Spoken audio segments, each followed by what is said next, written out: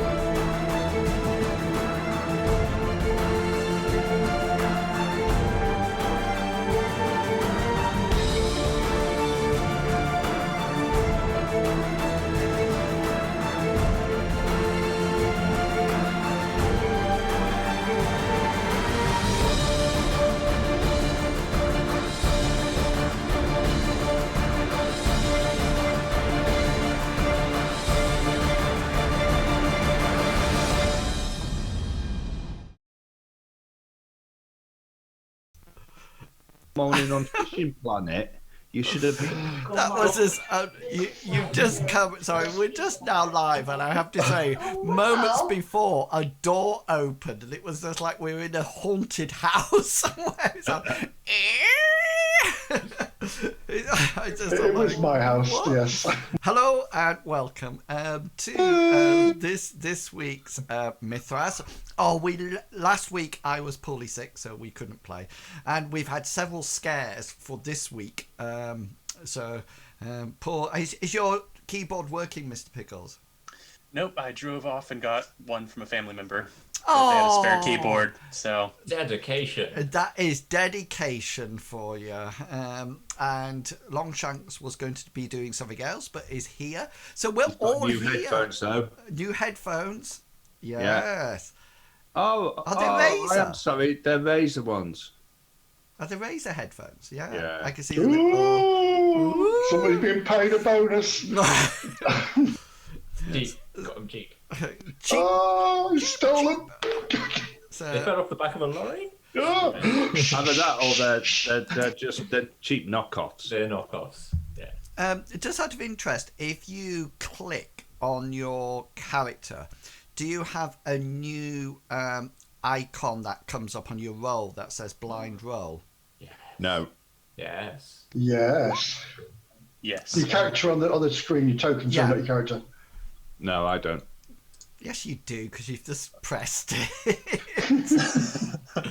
Hi, Big Beastie. How are you doing? Big Beastie. Big Beastie, I thought you'd gone to Jesus. Well, it's Spike Cage. So I was going to say, he doesn't use Big Beastie. He's had to change his name because there were so many people after him on Twitch. I don't know. Does my rage sound actually work on? I will break you. Does it? No. It's just like quite... That used to be a really good thing of you as Brock. Yeah, that still works. That's still... No, but you used to have a big one of it coming up. Yeah, when people subscribed or something like that. Yeah. So that blind roll, just to let you know, that just rolls your score to me as the GM. So it appears on the actual screen, but I would need to know your actual... it just sort of like... So Gulliver so far has got 2 crits, which means it's downhill for the rest of the actual... Yeah, there's also... Big Beastie says, ha. Hey, guys. 3 kisses. Hi, Big Beastie. Hi, Big Beastie. I don't... How's the wife and kids? Got to ask stuff like that, see? Yeah, there's going to be a delay now, so we'll probably... all right. Okay, we'll talk some more in between it. So, we left the party in a fantastic situation last time. If you have watched the latest vid, I put it together, a little entourage as was happening. He says they're breathing. But there's no emoji after it, so I don't know whether or not he's happy or sad. There's no dots, is there? Dot. No. And there's no still or anything like that. It's just they're breathing. So, did you get a better keyboard, Mr. Pickles? Can we see the keyboard, please? Yeah, well, it's debatable whether it's better. This is the one that I have now. It's all fancy. It can light up. Oh, wow, it's got Oh, buttons. it's like mine lights up. Yeah. What I had. I'm gonna grab real. Gonna grab it real quick. Grab it real quick. Oh yeah. Is that Oh, wow, beige. It's like a Commodore 64. It does. I thought it was an Amiga. Industrial Macintosh-ish. Well, no, I don't think it's Macintosh. Did you not get a new keyboard with your ultra fast new computer that you have now? Well, this is the one that was offered, and they also said, but if you want this, it's brand new, and it's a Candy keyboard, and I was like, yes, give me Candy. Candy, are they still going? Oh, I remember Candy. They were Tandy. like an electric store, wasn't it? Oh, is that Tandy? Was it Tandy, wasn't it? Tandy, yeah. Sure. Apparently, there's meant to be some new Zoom features. Oh, let's check new Zoom features. No, as in in roll 20. Leave meetings new. No, in roll 20. Zooming in and out on roll 20. They've put the percentage. And they changed what the bar looks like as well. In the top right hand corner, and you can now click on it to zoom in and out rather than having to grab hold of the thing and zoom. That's really handy because I was once there since I was making it fit my screen. I'm currently at 77%. So am I. Wow, I'm at 60 because I like mine really small. I'm at 100%. I'm at 250 now, and all I can see is a big baboon. Oh yeah, because you're not on the same screen as I am. Anyway, okay then. So you probably saw in Discord. Rather than, I just thought we'd spice it up today and have a little bit something different in the way of introductions. So rather than everybody's now frantically going into Discord again. Can we mix it up and either have Medivac or Longshanks? So if you remember, to have said, I've acknowledged it. who's acknowledged it? Longshanks has. And Medivac. And Medivac, well done. So basically, what I would like you to say is your character's name, the 3 best or highest skills, or the skills that you use the most. So it doesn't need to be your highest skill. People like Bartleby and Gulliver, you don't sort of like, because you've got 3 magical skills, each of you got 3 magical, you don't just saying one of your spell casting skills and then 2 others is absolutely fine. Same with Hengist, you don't have to sort of like say both your combat skills, you can just say one of them, and then so it's not your 3 highest skills, it's your 3 that you want to be known for. What do you bring the party? What are you responsible when the going gets tough? And then just 3 simple words to describe your character. Now, just while you're doing that, I'd just like to remind everybody that if you would like to have a look at last week's adventure, then it is always available on YouTube. You can go over and see. It normally goes up the day after, and it's time stamped within the description, so you can jump to the important bits that you want to actually have a look at. Also, if you would like to get the adventure notes from any of the adventures, then you can just go over to my website, which is in the chat now at inrules.co.uk, where you can see how I make the adventures up. And there's also an adventure reflection video as well, when I look back after the adventure is finished. This is actually part 3 of aiding Annalin, and I'll give you a brief synopsis in a second after we have had the characters' introductions. So down there to Mr. Chuckawugga. Off you go. I'm going first then, am I? Hi guys, I'm Chuckawugga. My character is called Gulliver. The 3 skills that I like to use, and or what he's known for, of course, with him being a sorcerer, he has his spell casting spells, his invocation, and his shaping.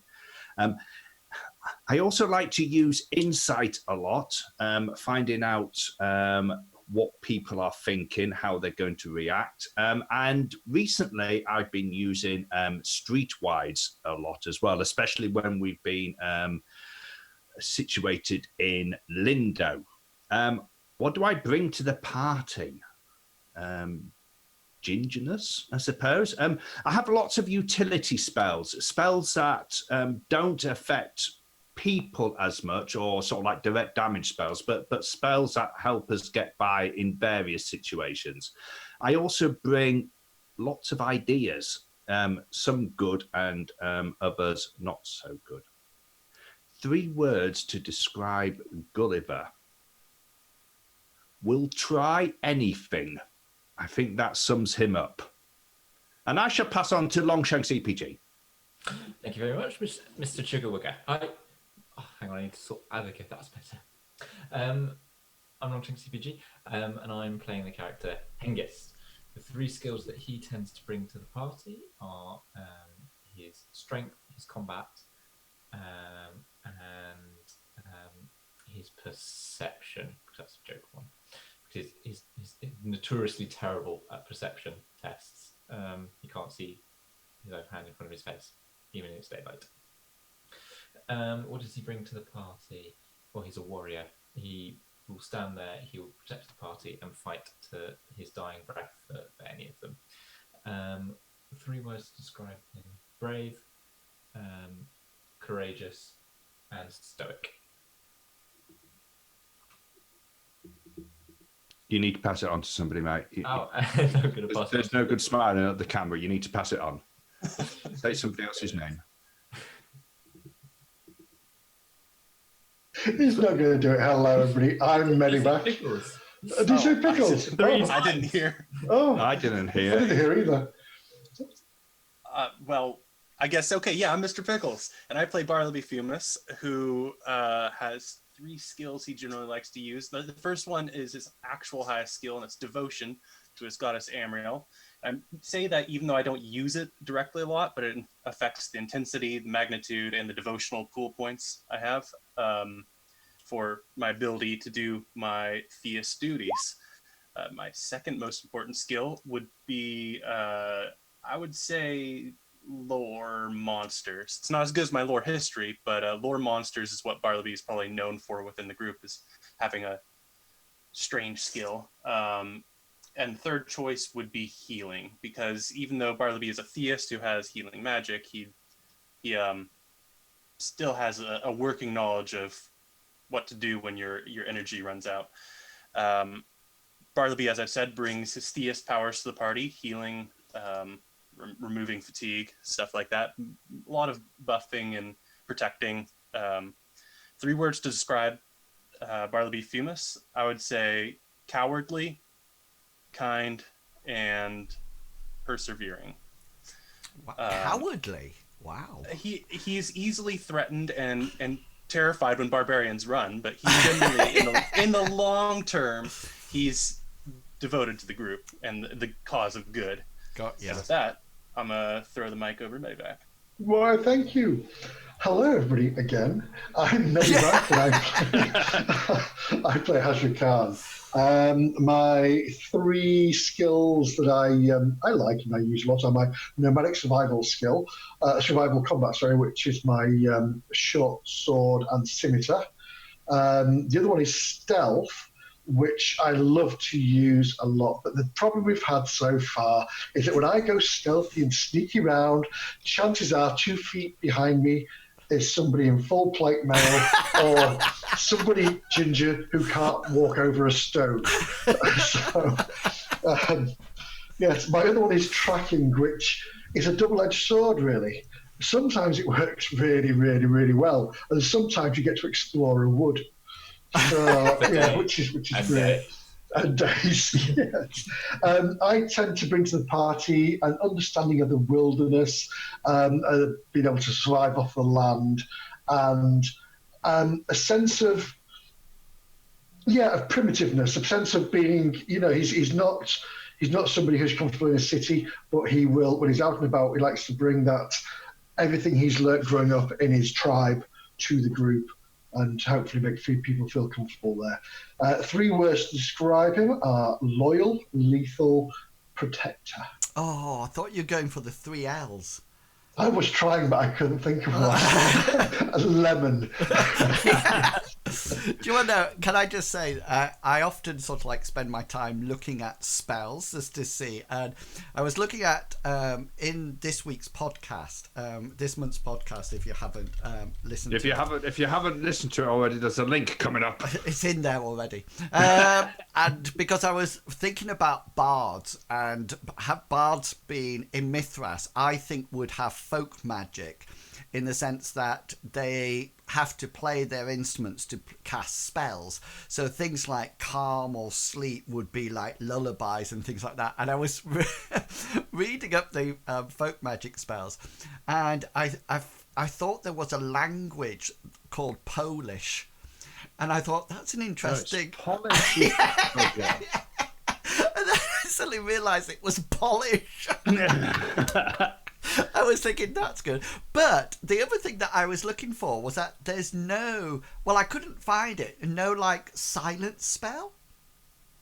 You know, like in Dungeons and Dragons, you get well, if it's still in, it was in Advanced Dungeons and Dragons. It was silence 15-foot radius. That's right. You'd say you're not casting anything, and you're not casting anything. And people used to have it, cast it onto a stone and throw it into places as well as darkness and things. So, and I suddenly thought, there's not one. And then I saw one that is right up your street, Bartleby, because I didn't realise that there was a spell called Voice. I don't know if you've seen it, but it says... There's voice, and there's also ventriloquism as well. Yeah, well, voice amplifies the recipient's intonation voice. And delivery so that it becomes compelling when issuing verbal commands. All who can hear the speaker are forced to listen. Their vocalization also carries across and through even the loudest background noise, howling gales or roar of waterfall and clashing of arms, up to a range of 10 times the recipient's charisma in meters. So I thought that would be like hundreds, but it's interesting because it's resisted by willpower. But can you remember Command? I don't know if it's still in 5th edition, but I always remember Command was a first level cleric spell in... Very powerful, OP spell. Yeah. I mean, you couldn't say die, but you could say things like, sit! And stay there. Yeah. You know, and I just thought that's what that is. All who hear the speaker are forced to listen. You know, so it's almost like, I imagine all theists, the clerics, have that for their sermons. So they stand up and sort of like start to preach, and everybody has to listen. There's no choice in it at all. Okay then, let's get on to the adventure, because we're in a really interesting situation. So we're actually between 2 maps at the moment. So I'm going to go, and let's try to be sensible with this. Okay, because I'm muted, so I'm fine. We're going to go to Grandma's house first. And Grandma's house is where Gulliver and Bartleby are. I think one of you rapped on the door or opened the door. There was a brawn roll or something. Gulliver knocked politely, and there was no answer. So Hengist then knocked on the door louder. Yeah. And there was still no answer. I think there was a smash sound inside or something like that. And then I think when you went in, Grandma was behind a chair. Or a doppelganger. Wielding her poker. And I think one of you mentions the word of Annalin, and she sort of like went berserk. about it, and you're sort of like still at the doorway, and she's still behind the chair wielding the poker, not very happy. Meanwhile, outside, so although Gulliver and Hengist that you can see on the map, they're not really there, but outside, Bartleby was stood with Tiffin, who is Annalin's assistant. I'll tell you more about that in a minute. And Hasra are outside when they started to get pelted with apples. And then they got pelted with, they're not doing them any damage if they've got armor in the location, that they're fine. One sort of like splattered onto Tiffin's back, and then one went and hit Brutus, which is the oxen that the party has bought to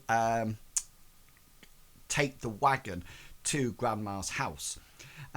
Once Brutus got hit by the apple, Brutus started to move.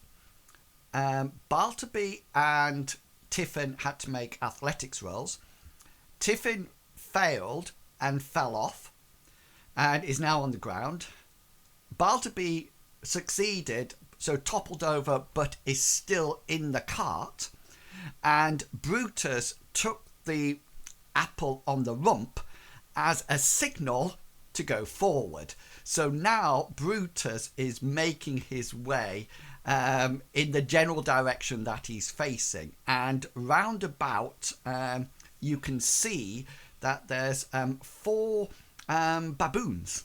They look like they're sort of like hanging on to branches or around the trunk and sort of like lobbing things left, right and centre, and they seem to be picking fruit or apples from places and just sort of like pelting them down to the floor. Tiffin has fallen off and is prone on the floor. Bartleby is prone in the wagon. Hasra is absolutely fine, and we are going to go first. We are going to, hang on, I just need to reveal something on this map for the people, and for Mr. Hengist and for Gulliver, because I'm now going to move you to another map. Okay. That you will. Oh, am I right in thinking that Gulliver is in telepathic communication with Bartleby? Yes, indeedy weedy. Yeah, for 15 minutes. Yeah.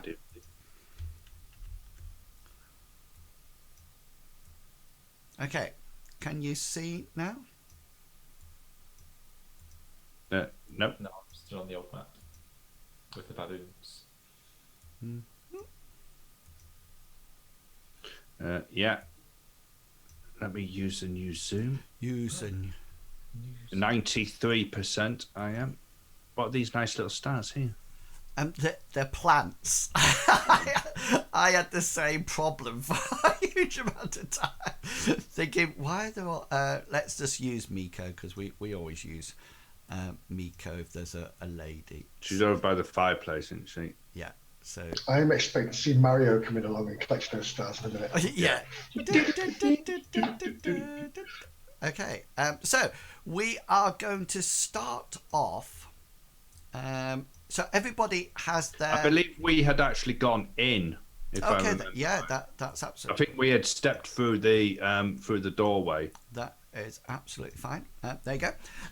So we are going to start off in Grandma's house. Can I please remind you that you have your luck points refreshed, but you will not have magic points refreshed until you rest. Please remember that you've been sent here by Annalin, your new alchemist friend from Lindo, and you were sent to protect or to find the maps and the books, because Annalin told you that a huge beast attacked the house and killed Grandma. Okay, and Tiffin was to accompany with you, who has a dreadful snore that Mr. Bartleby remedied in the last session. But also, Tiffin has a note. And she, if you remember in the last session, she was very, very protective of it. She didn't want you to see it at all. And she sort of like cowered behind you, Bartleby. You were sort of like her hero. Okay then, so we're going to move straight into it. We're going to do Gulliver and Hengist first, and then we'll come back outside to the baboon battle. Okay, yeah, so Grandma is wielding a poker. I think one of you said we've come on behalf of Annalin or something like that, and she's... Well, I originally went in, and I went down the route of we had been sent from Lindo, and I was a member of the Order of the Kraken, and Hengist was a member of the Guard previously, and we were here to help. But she didn't like that. So we then mentioned Annalin. Yeah, and that's when she got rather aggressive and abusive. And she wasn't shouting obscenities about you, either of you two. She was shouting obscenities about Annalin. Things like that no good piece of whatever, so. Just to let you know, Gulliver and Hengist, to your right, they're just here. There appears to be a door. There seems to be a door there. It's actually closed. But outside, there was another door somewhere down here, wasn't there? Correct. So, I mean, it could be that there's a tunnel from this one to the next one, or it could be leading anywhere. You can figure out that it's probably not up, because if you remember, she's living in the in the side of a hill, so it's definitely not going up. It could go down to a cellar. It could go and join up to the other place. You're not too sure.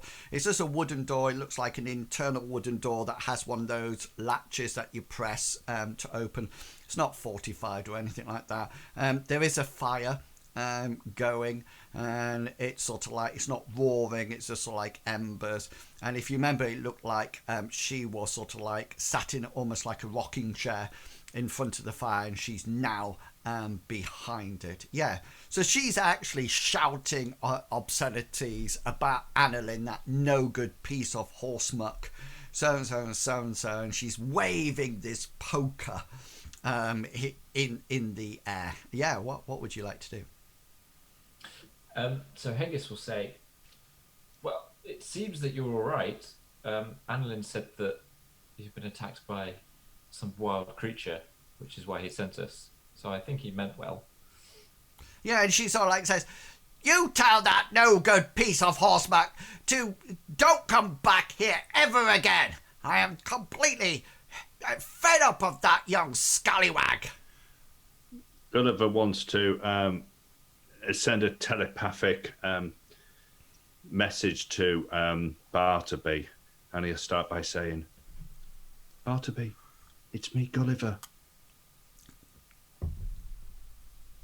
You're probably just getting a lot of panicked thoughts from Bartleby. Yeah.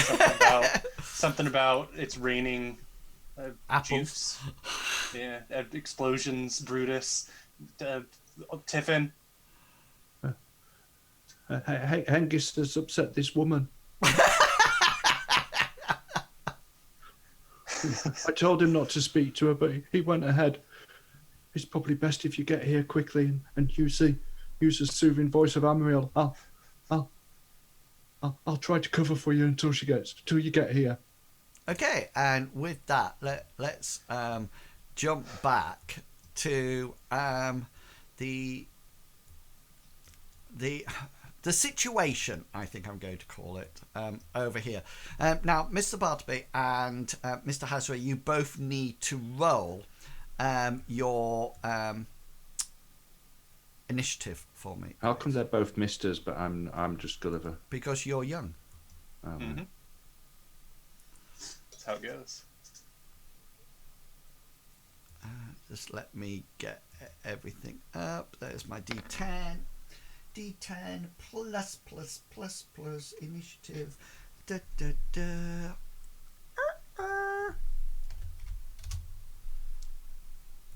Up there. Up there. Okay then. First up goes the baboons on 19.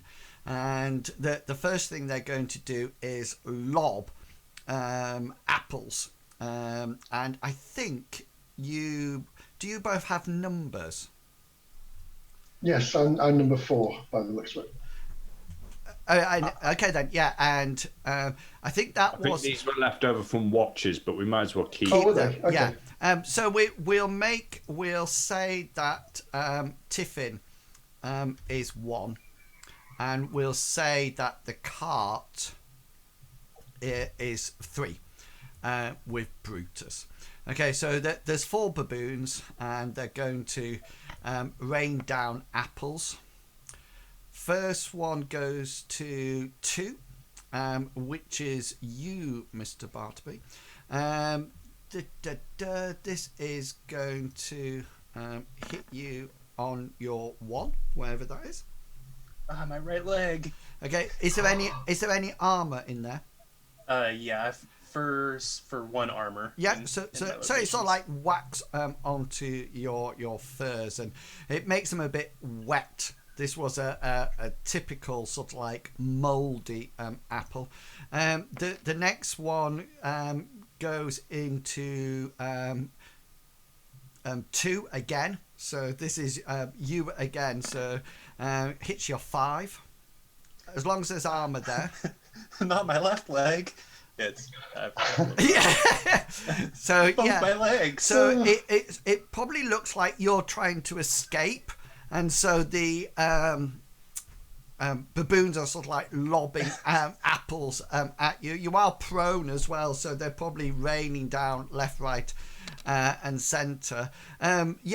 Keeping up in the general direction, this goes to hits the Brutus, which you hear everybody sort of like hear and goes "Roar!" like that, and it's just sort of like you feel Bartleby the cart jerk again, as if he sort of like feels that he has to go even quicker. And the last one hits 4, which comes to you, Hazra. If you would like to use up an action point to try to evade it, you can do. Yeah, I want to do. If I use an action point, can I try and catch it? Would that be classed as, or? I mean, I'll be looking up anyway. Would I be able to just no? If you wish to, you would have to roll your unarmed combat skill. Oh, I've said it, so I'm going to do it. Okay. So make sure you and take off an action point as it comes. Yeah. Nope.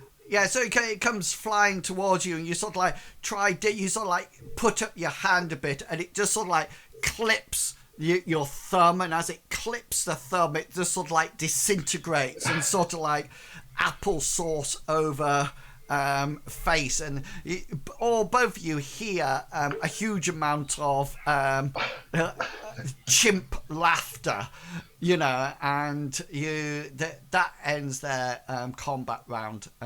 So we're down to you, Hazra.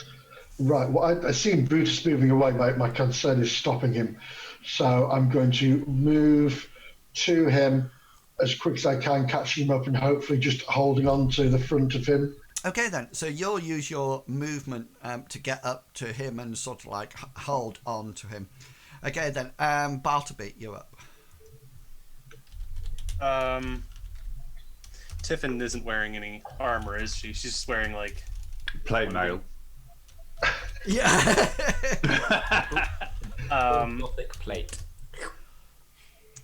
I think Bartleby would. You're prone in the wagon at the moment.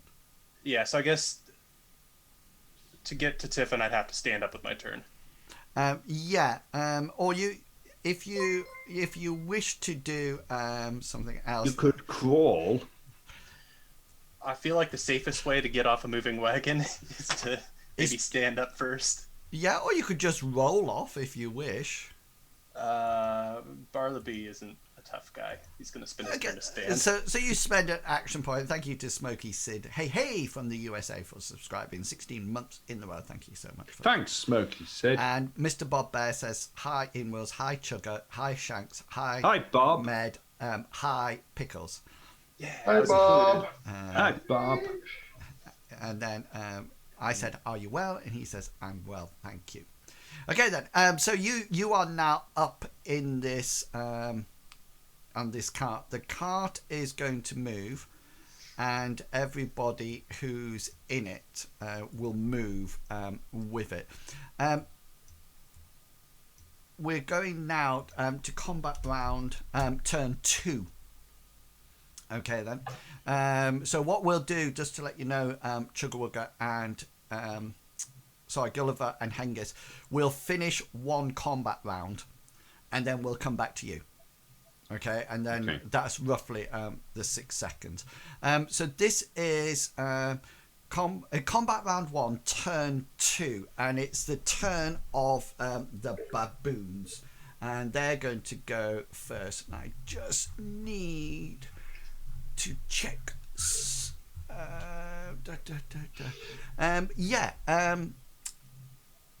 Hazra, could you please make me a no, don't do it yet. Sorry, I just need to make a dice roll first.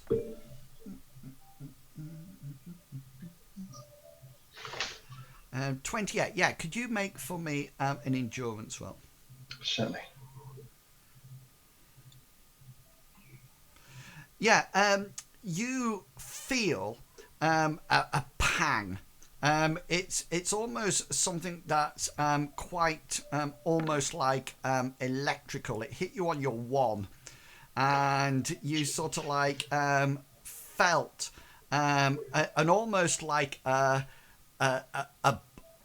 it's definitely some kind of a magical blast. It sort of like almost like made your leg go into almost like pins and needles. It definitely hit you. But you're not too sure whether or not it's the armor or your natural prowess of your strong body actually resists it. And I need to roll this.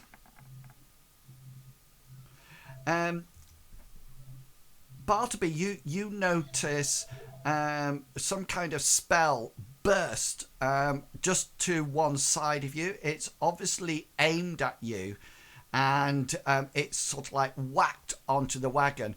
And when you look up, you see this baboon has seemed to almost like screech at you, and it looks like it screeched at you, and then part of the wagon just go poof, like this, as if there's some kind of spell being fired at you.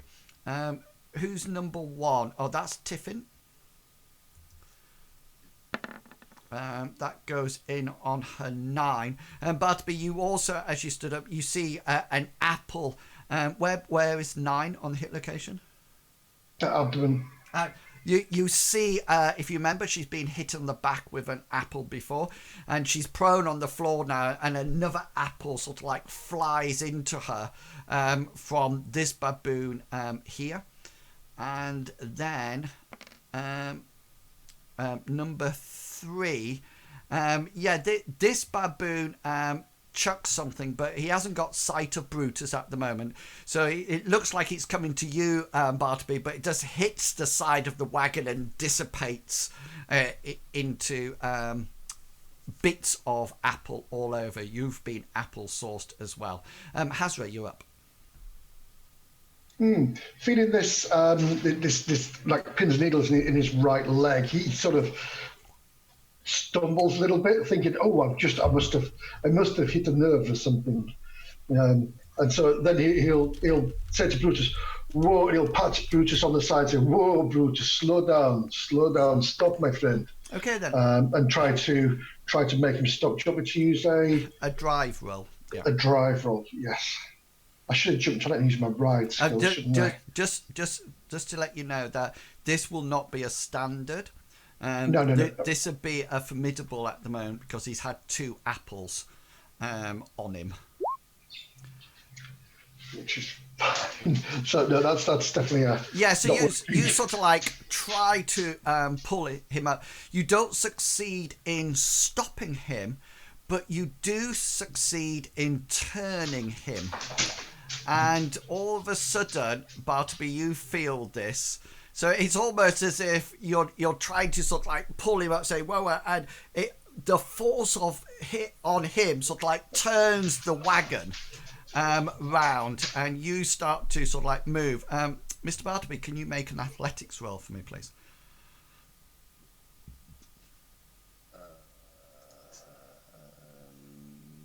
I would like to use a point of luck. To reverse Do a little reversal. Yeah, and you sort of like feel the wagon roll to one side, and you sort of like stagger but manage to grab hold of something either side as Brutus is still going forward, but the wagon has changed direction. Bartleby, it's your action. What would you like to do? I would like to make my way towards Tiffan. Would that be an athletics roll of some kind? Yeah, so to get off the wagon, you'll need an athletics roll. If you succeed in it, your movement will be to get off the wagon and you'll be up. If you fail in it, the action will take you off the wagon, but you'll be prone. Okay, then that's what I want to do. Make my way to Tiffan to protect her. Okay then. So Is athletics. Oh, and with a tremendous, as if you were born to be some kind of, you just sort of like run, and it's sort of like, if anybody else could see this, I mean, the baboons do give you a round of applause. Thank you, buddy. As you sort of like, the cart starts to spin round, and you almost like do a Matrix type of jump off the end, and you use the wagon's momentum as it goes to sort of like push you out the way, and you land on the floor on your feet, and you probably go and sort of like look around, but sadly nobody has seen your great maneuver, but I'm sure it'll be told in songs later on. Okay, so that's the end. Does anybody have still got an action point? Baboons are out. Hazard's not here, so I'll come back to him. Bartleby, do you have any action points left? No, and I'm not going to purchase any. Okay, cool. Okay then, so let's go back to Grandma's house. Here we are back at Grandma's house. So you are busy. You've just got all this sensory information back, Gulliver, and Hengist is sort of like trying to calm down this lady. What would you either of you like to do? Anything, Hengist? No, not at the moment. Okay, so with his hands up, still showing that he's got nothing in it, Gulliver's going to say in a very sort of like quiet voice, so that Hengist can hear. He's going to say, "Hengist, you've upset her. You best leave." Okay, and then Hengist is going to say, really out loud, just really sorry, and then he's going to sort of like take a few steps backwards through to the doorway.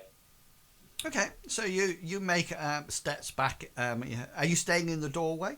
No, he will sort of like step round the corner so that she can't see him, but he's still like within running distance. Okay, and now you keep leaving the door open or shut? He'll leave it open. Okay then, and as you sort of like back out and go around the corner, Granny continues her barrage, and she is almost like taking the stance that she's almost like won now, and she's sort of like says, "Yeah, you know you were going to be in for it. You do well to get out of my house." And she's sort of like, with his hands up, Gulliver would like to start to sing. "Okay." And she sort of like says, "You should go as well." Are you planning on doing something with your singing, or no? It's almost like he wants to sort of like almost like catch her off guard. Okay. You know, Hengist, the big fighter's left. He's there, small, with his hands up. She's having a rant, and then all of a sudden, Gulliver just starts to sing. Yeah, okay then. And he's almost like trying to bide time. Okay then, so roll your. So he'll think of one of the songs that he's heard in a tavern. Probably not one that involves the frolicking with women or the murdering of livestock or anything like that. So. Or maybe even thinking back to when he used to play when he used to play his flute, when Handy Jack and him used to be on the streets. Yeah. He'll think of one of the songs that Handy Jack used to sing, and he'll start sort of like quietly as he gets the rhythm of it, but then slowly sort of like increase his voice so that she then starts hearing it. And so your the sing skill takes all that into account. So the skill reflects the user's ability to maintain rhythm, keep in key, and remember the correct words. Just to let you know that a critical sing success can have one or several effects if singing to earn money or something. So if you got a critical, then I would say that it might even calm Granny down altogether. If you maybe even stop her in her tracks and sort of like she listens. Anyway, I'll see how it goes. I'll roll the dice and you can decide. Yeah, exactly. Yeah, I'm not going to lie. I'm not the best of singers. Well, it's power and charisma, so I'd like to use a point of luck, please, to reverse those. Yeah. Okay then. So you would you like to be? Yeah, and so you start to recount some kind of ballad or something like that in singing, and I'm not going down the road that I think we have to be really careful here in the sense that. She's quite mad. We don't want to get into the rules and all of a sudden every time somebody sings, they become totally placid.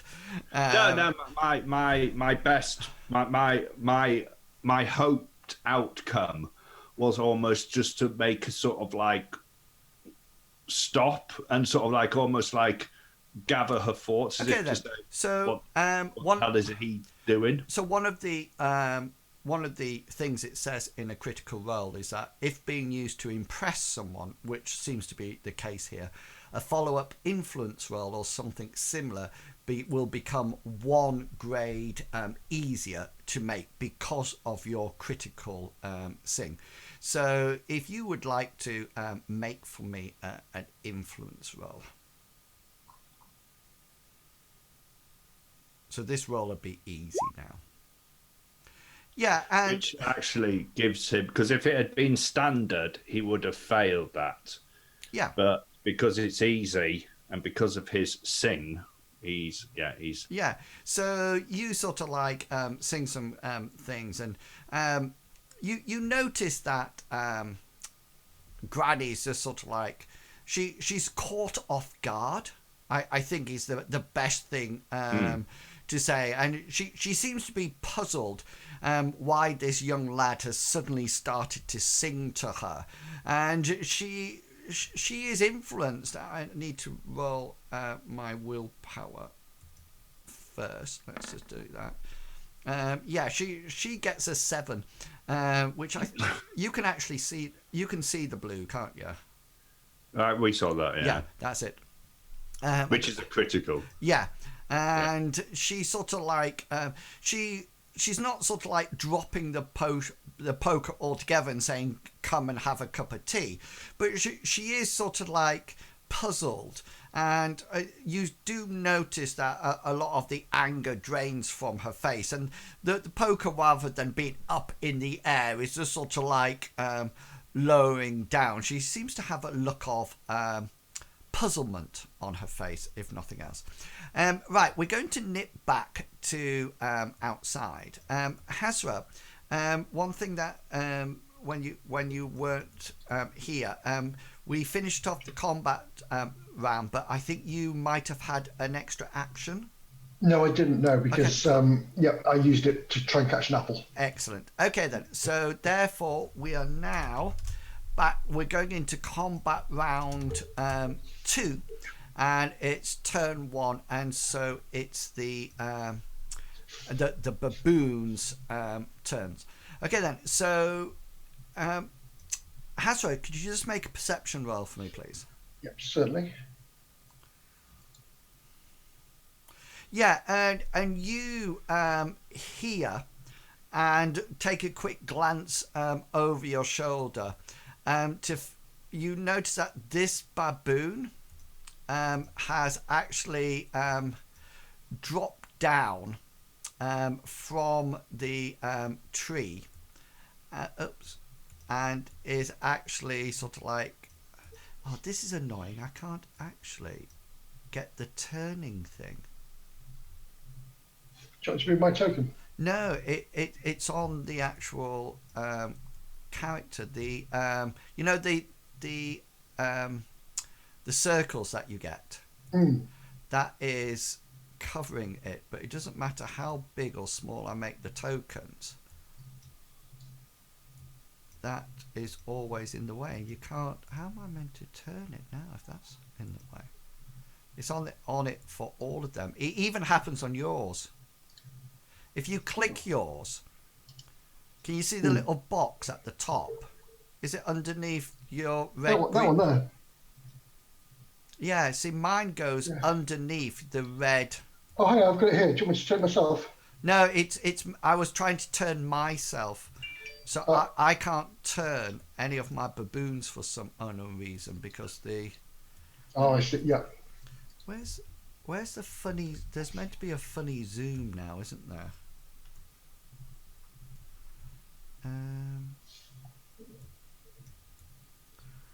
Oh, well, this is stupid. Oh, right. Stupid. There, I've got.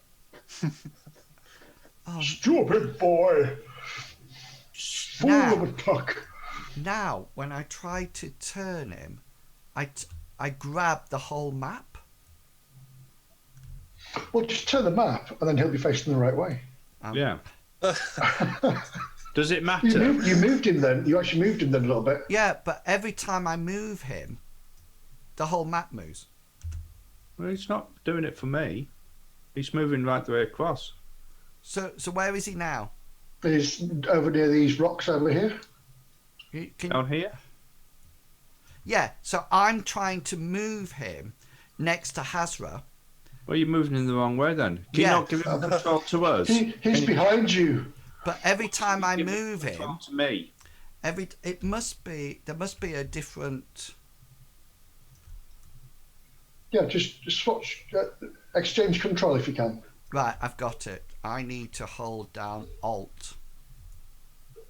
There we go. He's moving back. There we go. He's moving down. You need to hold down Alt. Did you not read the patch notes? Miss me. No, Miss I didn't. Hashtag pro streamer. Yeah. It's called Making an Adventure for you. Hashtag. And you're the pro streamer now, Chugawugga. You're the pro streamer. So this baboon sort of like jumps down from the tree and sort of like lands. And you're aware of this, Hazra, because you made your perception roll. So it's not sort of like surprised you or anything like that. And it uses its first action to sort of like jump down. In a similar way, Bartleby, you see this one jump down from the tree as well. And sort of like it's sort of like in mid movement at the moment, and it seems to be running down towards Tiffan. You can also see one baboon's got down here, so their first movement phase is to make that jump. Okay, which means, Hazra, we come to you on your first action. Question I've got is, does the one in front of me look angry, or is it looking mischievous in a sense? Do you know what I mean? Is it foaming at the face, at the mouth, or is it? As it jumped down and started to make its way to you, it didn't look curious. It looked very aggressive, Right. as if it looks like it's about to tackle you as it comes towards you. And is it within grappling distance, or can I move away? It's up to you what you want to do. It will probably not get to you in its movement because it has to climb down from the tree. But if you wish to attack it, then we can say that it will be in distance. It's up to you. You can just wait a few more seconds till it gets to you. But if you would like to move away, then that's absolutely fine. Yeah, I'm going to move away because I'm assuming I've seen the one drop down at Bartleby as well. No, not necessarily. No. Okay. You saw that Sorry. one come down, yeah. In which case, I will stand my position and ready my spear. Okay then. My spear is always ready, but I will brace myself ready. So you can, if you want to attack it in your action, then that's absolutely fine. It will sort of like lumber towards you, and you can attack it on 14 if you wish.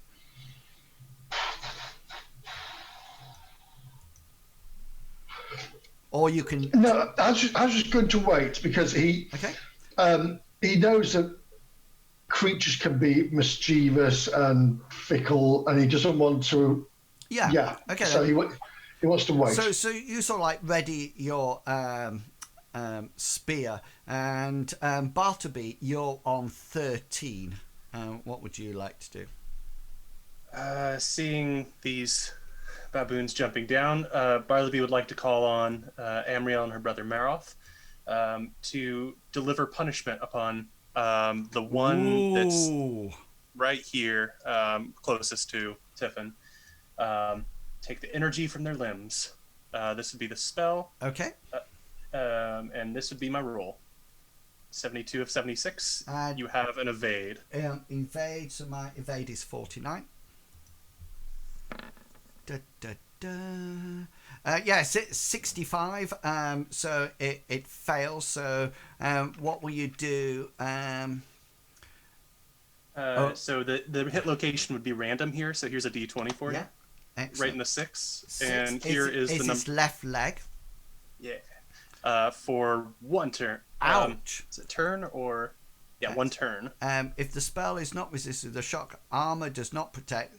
The spell makes a loud crack when cast. So all of a sudden, this sort of like shock comes up. Hengist and Gulliver, could you make perception rolls for me, please? And there's this like loud crack of almost like lightning and thunder sort of like hits down, and it hits this baboon on its left leg, which means it's stunned, and it sort of like comes sort of like falls to the ground. Gulliver's too busy concentrating on his singing to hear anything. Yeah, and Hengist has probably got his helmet on or something, because unless anybody wants to look it. No. Okay then. So you don't hear anything. Hazra, you do, and so do the baboons. My willpower is 21. So the one that is in front of you doesn't run away, quite surprisingly. I'm going anti-clockwise, just so you know. This one here sort of like hears this almighty crack and scarpers up this tree. Willpower for the one, this one here. 56. Here's the crack, turns and runs for this tree. and the one in front of you gets an 88, and you almost like ready your spear ready for attack, and it seems to be coming at you, so like foaming in the mouth, and also there's this almighty like that, and it sort of like skids almost to a halt, and then with a quite deftly jump, sort of like jumps to this tree and sort of like starts climbing up it. So that's on 13. So this Brutus sort of like gets to this part and can't get up, so he turns and starts going more this way. So he seems to be following the curvature of the landscape, and we'll go into combat turn 2, and we'll go back to the this baboon and this baboon and this baboon have used up their actions. This one hasn't, but it's now prone, and it sort of like tries to get up with its stunned leg, and you can sort of like see it, Bartleby, sort of like trying to get up and then stumble on it, and it seems to sort of like be sort of like rolling around and sort of like not sure what to do and what to do with the leg at all, and it just sort of like keeps rolling backwards and forwards, and that's for its turn, isn't it? And I think that's how long it's for. Yeah. Oh yeah, one turn is all I got. That's for its turn. So Hazra, you're up now. What would you like to do? Hazra's seen this and seen a moment of freedom without hurting these animals. Will move over to Bartleby and he'll shout, "Get to the carriage! Get to the wagon!" And that brings us on to so Hazra starts to run, and as he's running across, he's shouting at you, "Get to the wagon!" Bartleby, you sort of like you've just sort of like judged this baboon quite harshly, and it's sort of like you can see Tiffan is still flat on a front face down on the floor, and it's yes, Bartleby, it's your action. What would you like to do? With my free action to respond, Bartleby would say, "Not without Tiffan," and then use his action to move over to like standing over her in maybe a defensive way where you like a baboon would need to knock me off maybe to. Yeah. Okay. So you're probably straddling over the top of her or stood between her and the baboon, because she's sort of like prone. So we'll put you there, and we will knock her back like that, so you're on top, and that finishes. Somebody just said in the chat, "Get to the chopper." To the chopper. Hazra, do you have any actions left? I do. I want to move my extra movement now, because I wanted to do exactly what Bartleby was doing before. So his intention was to protect Bartleby rather than Tiffan. So he's now going to go over there and get himself between the baboon and Bartleby. Yeah, you'll probably have to. You'll probably have to sort of like go next to him, because that's a piece of elevated. It's up there, isn't it? Yeah. So you'll probably sort of like be probably level with him like that, but you could probably prepare to intercede if need be. Bartleby, could you just roll your endurance, please? Because that was the end of combat round 2, and I think you need a. Oh, I'm Buffleby. My goddess keeps me strong in combat. Yeah, and that's really good. Okay then, so we'll leave combat outside, and we'll come back to the singing minstrel inside. So currently, if I remember correctly, is that Hengist, you're outside, and Gulliver, you're singing, and you've influenced Granny to some extent that she appears to be calming down, but she doesn't look like she's not sort of like laying down or crouched in a chair. She seems to be puzzled, if anything else. What would you like to do, Gulliver? So Gulliver wants to bring his a song to an end, even if it means it doesn't want to bring it to an end abruptly. No. But as he's bringing it to the end, he wants to sit down on the floor, cross-legged. Okay. And then as he brings the song to the end, he'll finish the last note and he'll leave it for a couple of seconds, and then he'll say in a quiet voice, "We're not here to harm you at all." Okay then. So roll your. I presume you're using influence. Influence, and yeah. not something like seduction or anything like Deceit. No. Deceit, yeah. that. My name's Gulliver. I've come to save you. I got a 38 out of Okay, 61 on my let's influence. just. Critical success! Yeah. Well, you get the higher roll on 38 compared to her 33. She did succeed, and she sort of like moves sort of like cautiously, and she sort of like sits herself down on the bench. She still has the poker in her hand, and she sort of like looks over to you and she sort of like says, "You have a fine voice. If only my nephew was as pleasant as you, and not the thieving ratbag that he is." Hengist, is there anything that you would like to do? You're probably hearing this outside. Hearing this, Hengist is just going to sort of like poke his head round the door, and to see what was going on. See that she's in the wheelchair, and he's sort of like he will Wheelchair. not wheelchair, rocking chair. It could have been a wheelchair. No, seeing that she's in the rocking,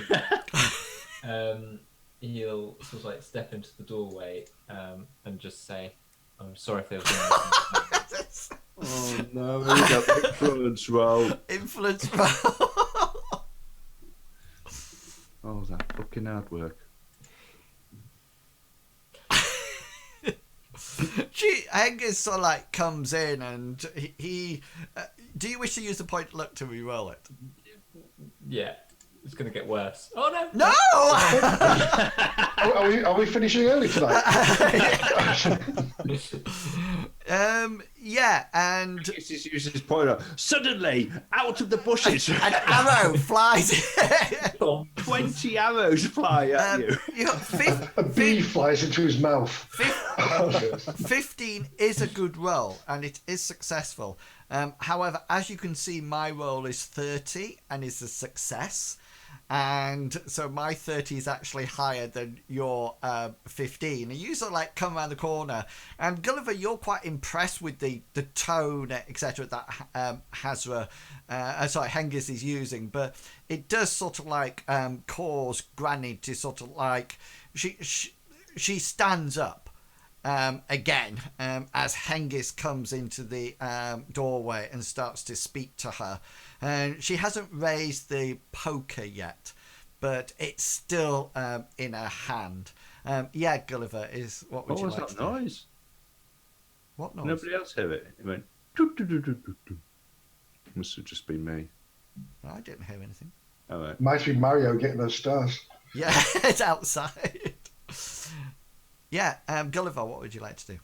Gulliver's going to look back at Hengist and sort of like try to give him his most stern look.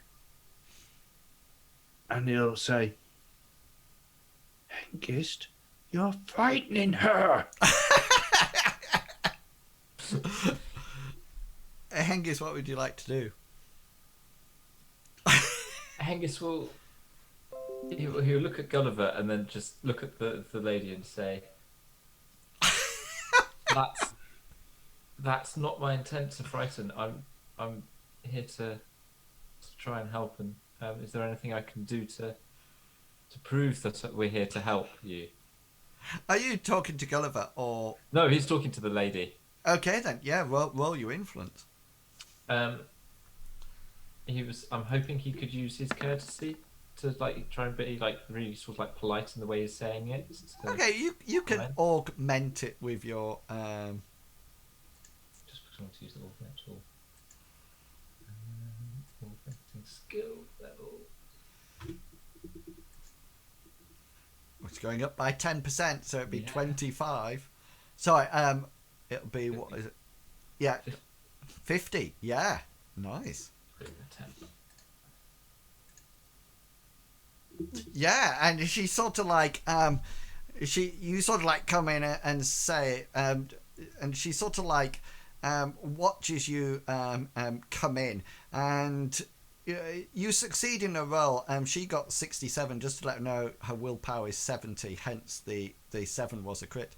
And she hasn't sat down, but at the same time she's Gulliver, you notice that she's sort of like looking at you, but then flicking her eyes back to Hengist in the doorway, and she sort of like looks at you, Gulliver, and says,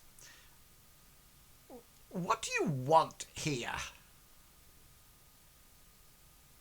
I think there's been a misunderstanding. We were led to believe that, well, that you were dead. Dead? I am not dead. I tell you, beetroot juice and apple juice keeps me alive and strong. And she goes like this to almost like demonstrate her biceps, and there's a huge waggly bat wing underneath like this as it sort of like comes out. She looks like, Hengist, you look like you can take her. You know, you could probably pin her arms. She's quite weedy and frail, but she seems to have a courage of the lion.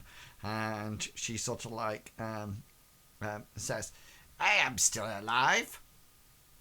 We were led to believe that you had been killed by a wild animal. And let me guess, Annalin said this. No good skiving off nephew of mine. Yes, it was. But we did notice outside as we were coming to call on you that it almost looked like, well, there had been some sort of battle outside. Oh, she says, that'd be the blasted baboons. Oh, my friend mentioned something about baboons. I thought he was talking about one of my colleagues. Yeah, they seem to have become a lot braver recently. That's why I don't go outside, to be honest with you. When the door was banged on, I thought it was a baboon hurling rocks or rotten apples at it. I can't even get to my vegetable patch anymore without having to dodge a barrage of rotten apples being thrown at me. Why are they attacking your orchard? Are they after the apples? I do not know. They are baboons. Who could communicate with a baboon, I ask you? Sorry, my voice is slipping into a pirate for some reason. Well, perhaps we could help to prove to you that we mean no harm. Hengist here is an excellent swordsman. How are you at climbing trees, Tin Man? I could probably do it. Why? Deceit roll. And she says, well, the baboons live in trees. I'm sure I could think of a way of getting them down. Gulliver, you actually notice that she sort of like mutters something after that. And can I make a perception roll? Yes, See whether I can hear what she says. What she mouthed, yeah. Yeah. I would like to use a point of luck to re-roll that, please. Okay. 21. Yeah, she said dumbass. Was she talking about Hengist? Yes. Or just nod. she says, if you could rid me of the baboons, then I'm sure that I can give you something in return. Hengist. Gulliver? Baboon ridding duties. Oh, of course. And I'll get right on that. And before we do anything with that, we'll move back out to the battle, which is pursuing outside. And we're up to round 3, combat turn 1. Now, the baboon's leg is not stunned now because we've had one turn, haven't we? And what happens now is that he rights himself and sort of like comes to his feet on his 19. Hazra, you're up on 14. And muted. But Or dead. Muted, right. So Astra still doesn't know the hostiles that they could just still be playing, so he's literally going to stand a protective stance around Bartleby. Yeah, so you can delay your action in case you need it to be defending, as I think, which is fine. And Bartleby, you're on 13. Bartleby, with his turn, I'm not sure how this will work exactly, but the goal is to drag Tiffan to the cart. So would that be like a brawn roll on this turn to like pick her up, or get a good grip to drag? Or yeah, you can make a brawn roll. You'll probably move behind Hazra. That's the plan. Yeah. So make a brawn roll, yeah. I'll use my second point of luck, if I may, to reverse it. Yeah, and you sort of like scoop your hands underneath her shoulders and sort of like you flip her over so you're not sort of like pulling her face down. She's round the side. You know, you don't think she's injured a huge amount.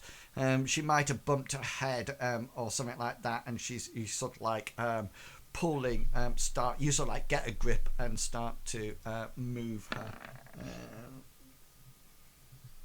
Yeah, and we go to the top of the turn. This will be turn 2, and the baboon has made his willpower roll, and it looks like everybody else has run away. It looks like this baboon is actually enraged about the whole incident, and what it does, it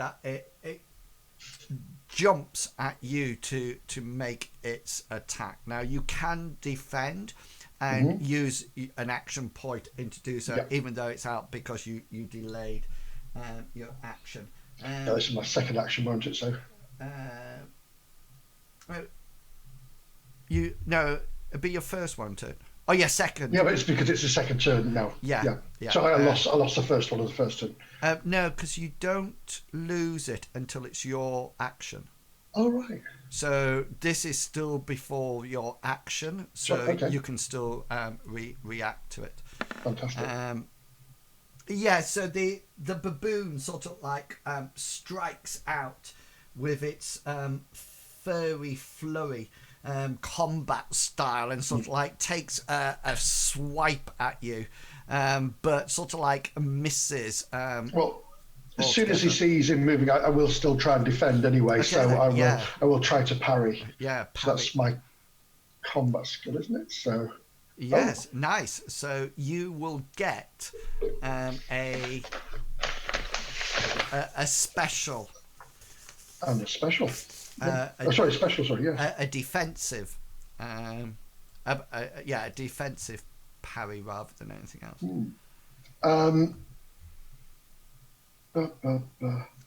Okay, I would like to try to do accidental injury, which so he's coming at me, and I'll swing my spear and hopefully catch maybe an arm to flip him, so if he goes over to one side, maybe hurts himself. Yeah.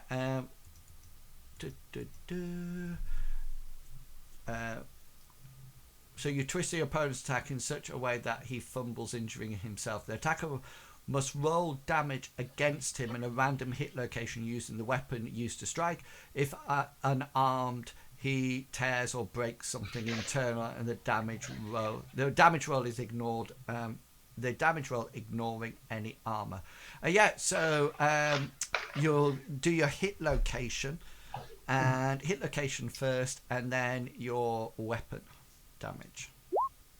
So that's your 11. Wouldn't it be the weapon damage? That's chest. Wouldn't that be the weapon damage she was using on me? The attacker must roll. Oh yes. Oh. So I roll everything really, but I'm quite happy to take the 11. So it's a D6 that I'm taking. Da da da. Oh no, sorry, ignore that because that's if the attacker fumbles, isn't it? Sorry. Right. So I misread the top of that, didn't I? Sorry. Overextend. Yeah, overextend then, please. Yes, the old favourite. okay. So overextend opponent. So therefore, I don't get anything, don't I? So you sidestep or retreat. The opponent cannot attack on his next turn. This special attack effect can be stacked, which is interesting. So I thought I'd been really clever then. Okay then. Yeah. So that's 19 done. So 14. This is your action now. Seeing the fact that he's made an aggressive act against me, I'm going to thrust my spear. I've had to whack it. I'm pulling it back, and I'm going to thrust it into the baboon. Yeah. And it was here. I just used it. I know you're here. There we go. Thank you. Sorry for that. So it's got no actions left. So you'll need special hit location and damage. Yeah. So my special will be choose location, which will be chest. And your damage will be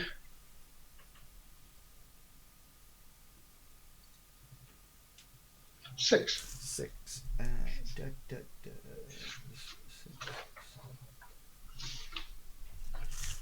Cool. Yeah, and Bartleby, your sort of like spear jabs into its chest. It pierces its natural armor. It's definitely made a wound, but it doesn't look too serious at all. Bartleby, roll your brawn skill for me, please. Making more progress. Not as much though. Yeah, so you sort of like tug Tiffan a little way like that, and we will come up to round. Do you have any more actions, Hazra? Action to unmute. I do. I've used it after mute. Yes, I do. I have one left. Okay then. Yep. Would you like to attack again? Well, again. So that's another hit. Again, I will choose location and chest. And short spear is 5. Okay. So I need to roll my endurance. I think if it hits the so let me roll my endurance first. 98 will fail, and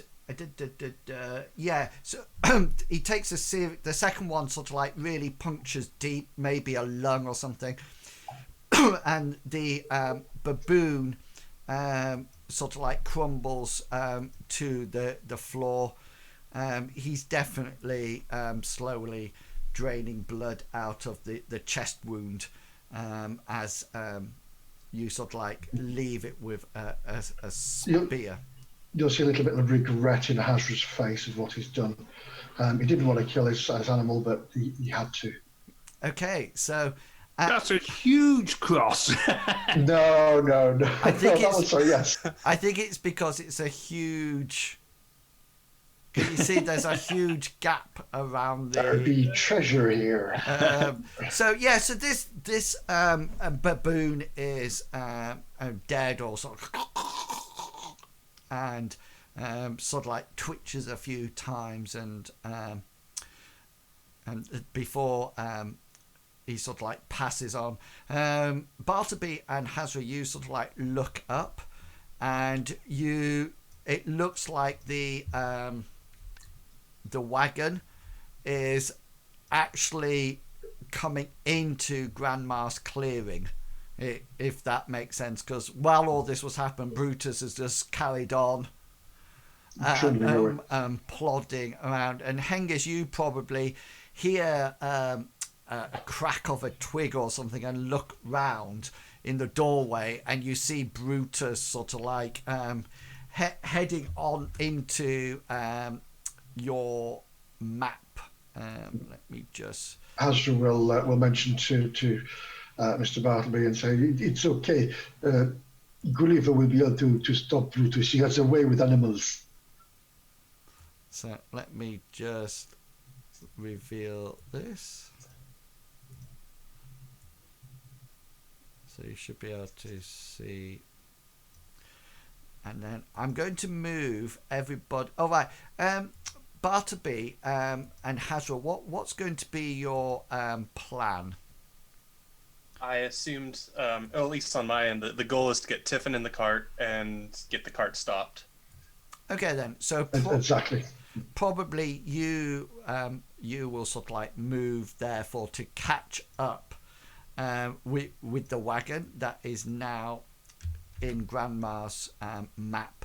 So what I'm going to do is that I'm going to put I'm going to put everybody onto Grandma's map, and then I think it would be worthwhile then. Let me just bring the cart over as well. You do notice that Brutus eventually stops. He seems to have found some rather pleasant apples on the ground, and he is busy chewing them. Bartleby, could you just make either a first aid or healing roll for me? It's completely up to you which one you do. Critical? Yeah, Tiffan isn't out dead or unconscious. It looks like she's almost like panicked and passed out. You figured she'll probably have a bit of bruising, especially on her back, where she's been pelted. But apart from that, she sort of like stirs. Do you wish to put her in the wagon, or are you bringing her with you? Yeah, the goal is to get her to the wagon and get her laying down to recover or something. Okay, so I'll just bring her to the front. Not the wagon to the front. I need her to the front. Yeah, so you can put her into the wagon. That's not a problem. I can't pick up people.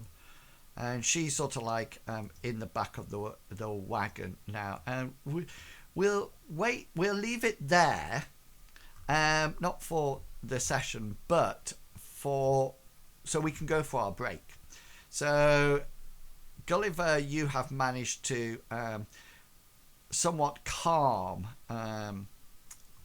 the granny and promised to ridding her of the baboons, and the battle from outside has moved on to the map. So now if I do this, you all should be on the same map. Yeah. Yes. Yeah. Okay, we are going to take a quick 10-minute break. So we will be back at 43 minutes past the hour. So set your 43. watch. 43, yeah. Try not to be late, Mr. Pickles. Yeah, go now, Mr. Pickles, and get your food on. Go now. Okay, we will be back in Fly, you fool, fly. 10 minutes. So see you then. Make sure you get a break. Go and do some walking.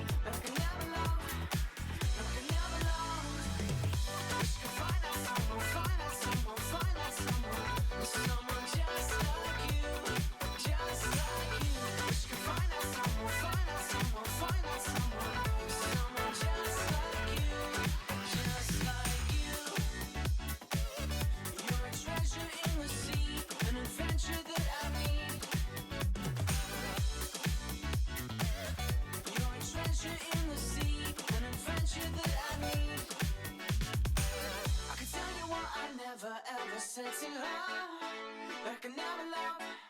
No, I can never love. I could do the things she wants, the things I did with her, but I can never love. No, I can never love. Wish I could find that someone, find that someone, find that someone. There's someone just like you, just like you. Wish I could find that someone, find that someone, find that someone. There's someone just like you, just like you. You're a treasure in the sea, an adventure that I need. You're a treasure in the sea, an adventure that I need.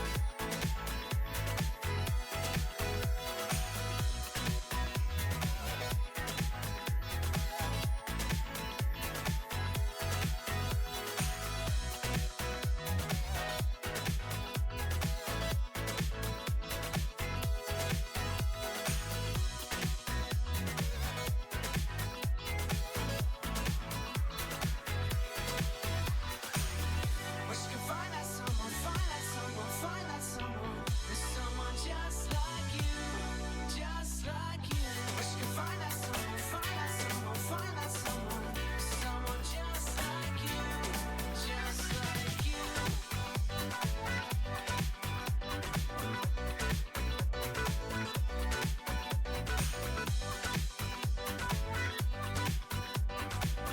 Someone just like you, just like you.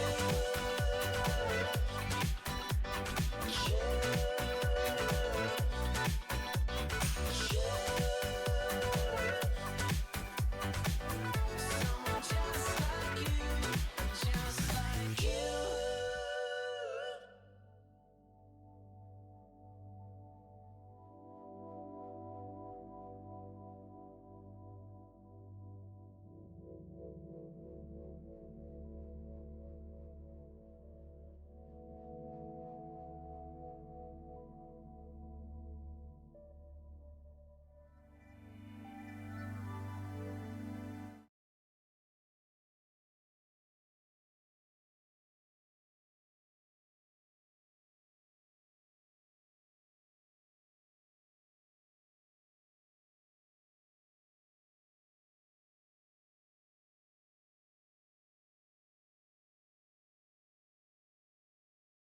Let's go live.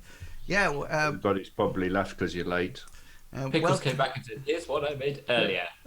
is that Well, I've had celery? a chance to make a steak and cheese panini. Oh, very nice. I know. Okay then, so we are back with you people. Yeah, welcome back.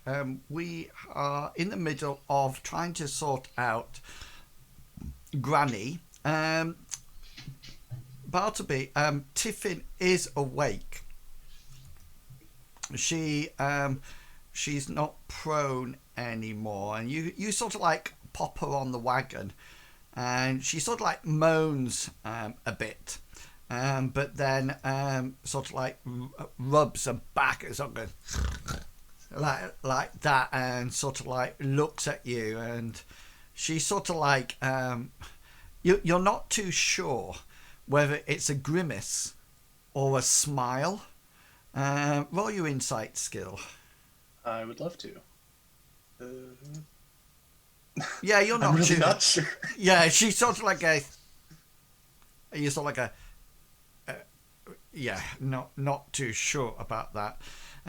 But she sort of like gets off the wagon and sort of like stretches her back a bit, and then she sort of like walks up to you and just sort of like stands like a disgruntled teenager next to you, and you just roll your perception. Perceiving. Ho-ho. Yeah, she mutters something, and it's only your keen hearing that she actually muttered something like "thank you," but she sort of like was looking the other way and sort of like "thank you," like this. But she seems to be up and ready. So yeah, what would you should have control over your tokens, hopefully. So yeah, what would Hazra and Bartleby would like to do? What's going to be your plan of action? I'll let you go. Back. Sure. Right. Well, Hazra, we've got Bridge under control now, so he's eating away there. He's busy eating rotten apples. So what I'd like to do is try and tie him off to a tree that is next to him, if possible, just so he's not going to run off again. Yeah. Does anybody have an animal law skill? No. No. Okay then. But I should have, but I don't. Yeah. Okay then. So he seems you sort of like find tie him off to the tree, and we'll say that you're doing that when Tiffan and Bartleby are sort of like making sweet music together, and we'll zip back to Gulliver and Hengist. Now, Gulliver, you've probably experienced some of the fight outside, and so you're aware that Hazra and Bartleby are coming closer. You hear sort of like very caring emotions from Bartleby as he's sort of like making sure Tiffin is all right. Grannie is still here. She's lowered her poker, and you mentioned something about dealing with the baboons thing, and she sort of like says, "Tell me more." Well, I thought maybe we could show to you that we didn't mean any harm to you by going out and helping you with your baboon problem, and maybe even putting your cabbage patch back together. And what would you need in exchange for this? Just to prove that we weren't here to cause you any harm, and for you to listen to what else we have to say once we've ridded you of these baboons.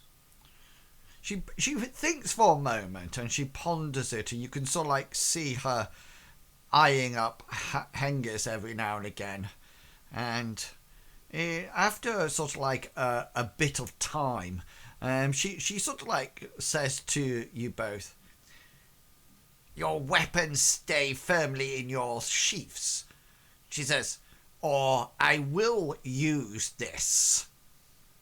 And she sort of like waves the poker at you, and she says, "I will put the kettle on."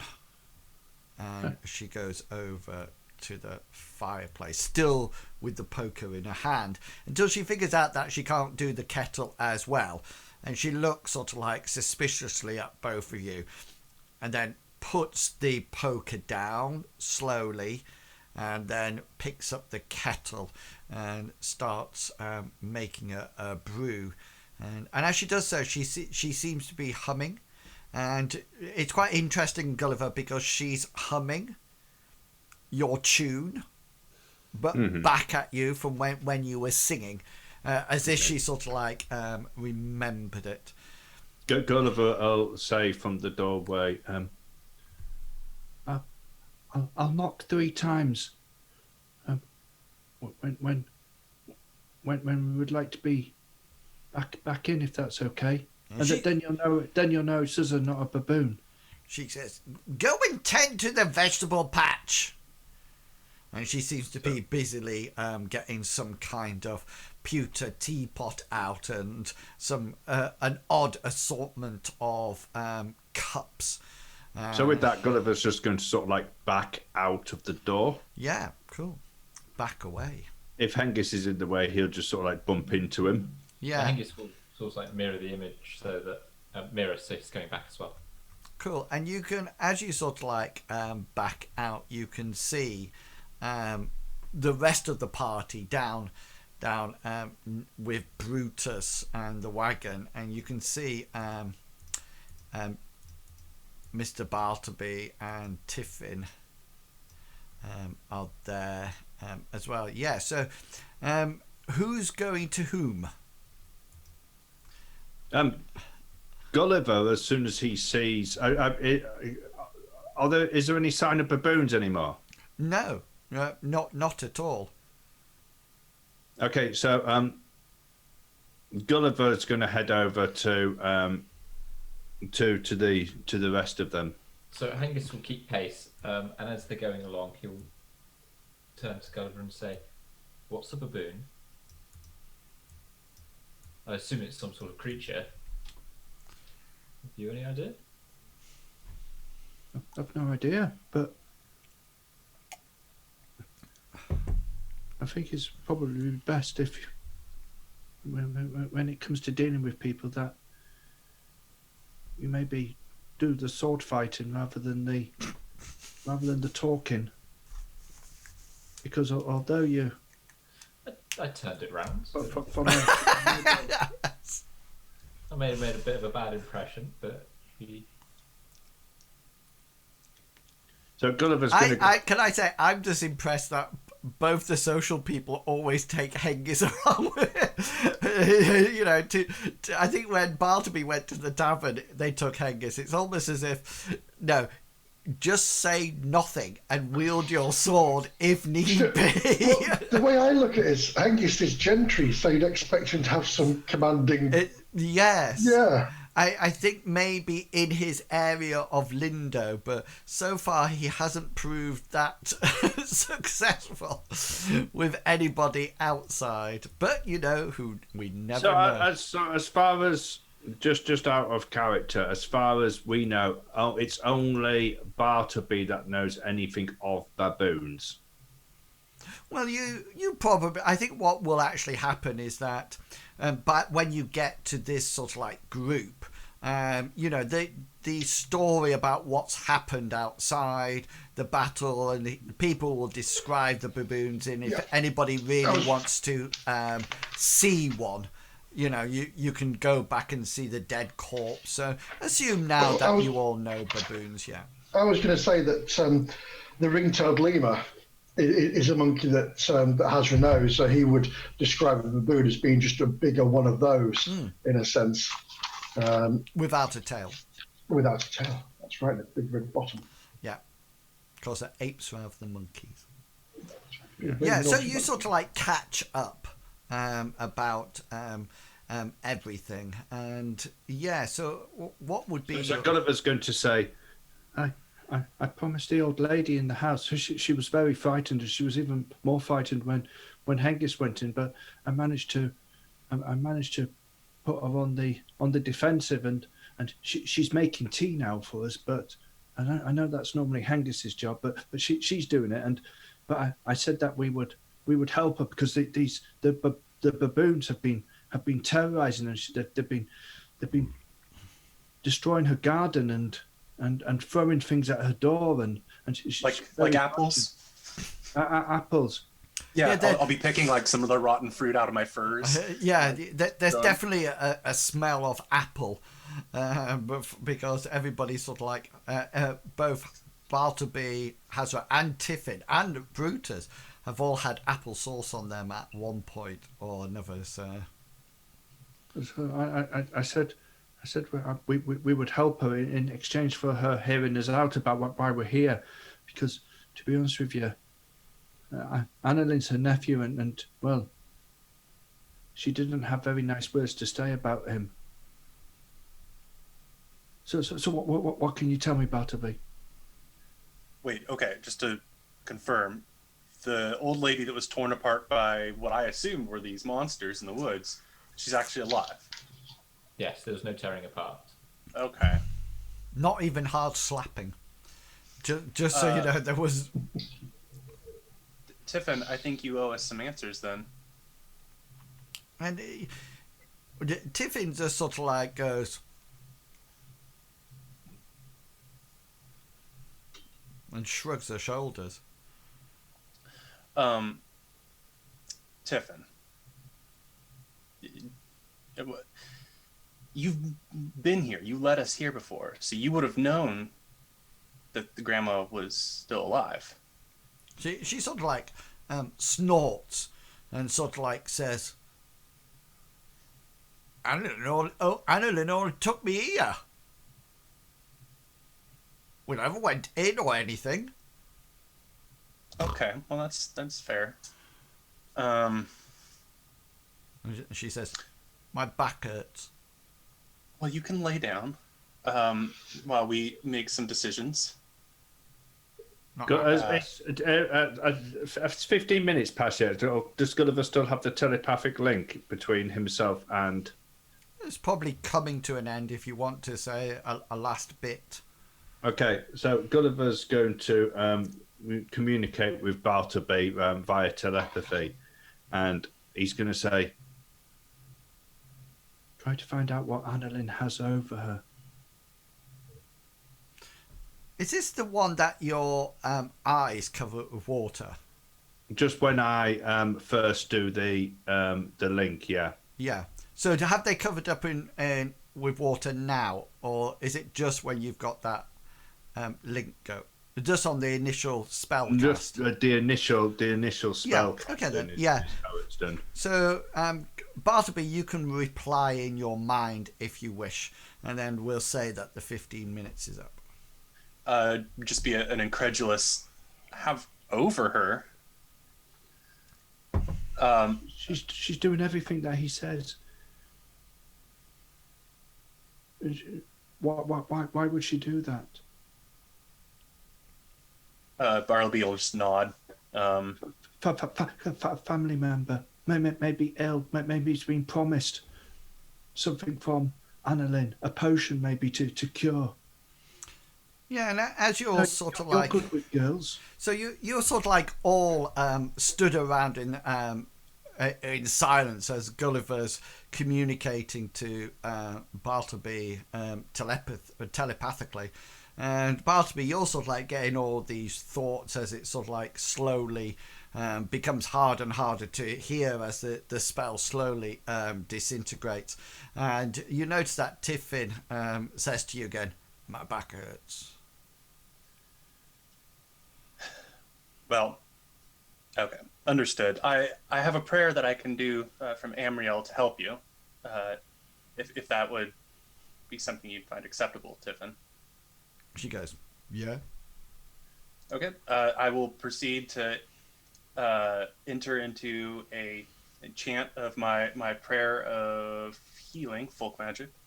So it'd only be minor wounds. Yeah, nice. And here is my roll. As I want to take minutes, not necessarily to make it easy, but more to just kind of. I think I'm quite happy for this spell to come off. It'll just be whether or not you use up magic points or something. Oh yeah. The goal kind of though is to extend it a little bit so that she might be like almost like hypnotism, but not quite. She gets comfortable rather than. Agitated. I don't know. Okay. Ow. Yeah, you sort of like lay your hands on her, and she, at least she's awake this time. Yeah, and you sort of like heal. You feel that there wasn't a great amount of damage, probably just a couple of light bruises, not probably as much as you would have thought with the complaining. And you sort of like finish off your spell, and she sort of like she waits for a while, then she goes, my back hurts and I'm hungry and I could do with a drink. Bartleby, Well, yes, Gulliver.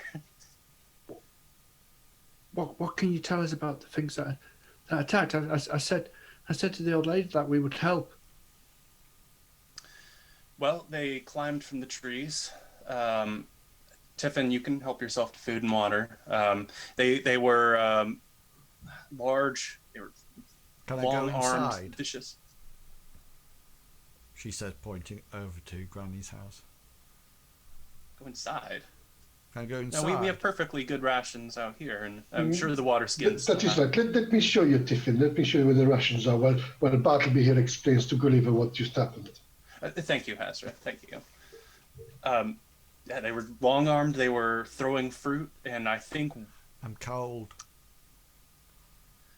That's fine. I can set you on fire. Don't worry about it.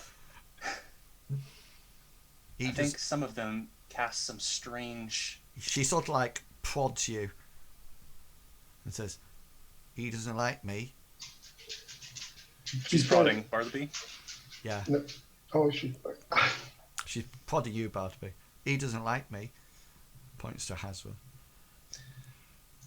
That's fine. Here, I'm going to take her inside so that she can be comfortable, and maybe the old lady of life living can give her some tea. Hazra, you I think you know more about the. You deal with oxen. You seemed rather confident on thrusting your spear into the thing, so maybe you know more than me. Okay, just before Bartleby goes, he'll sort of make a gesture like and point to his eyes and point at her and like. Just, And she's yeah.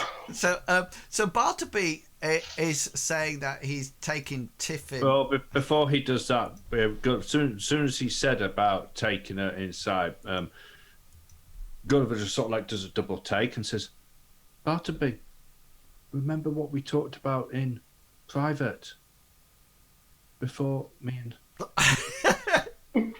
went to see the old lady?" This is when Gulliver suddenly realises that he talks a lot, but nobody actually takes any notes. Actually makes notes.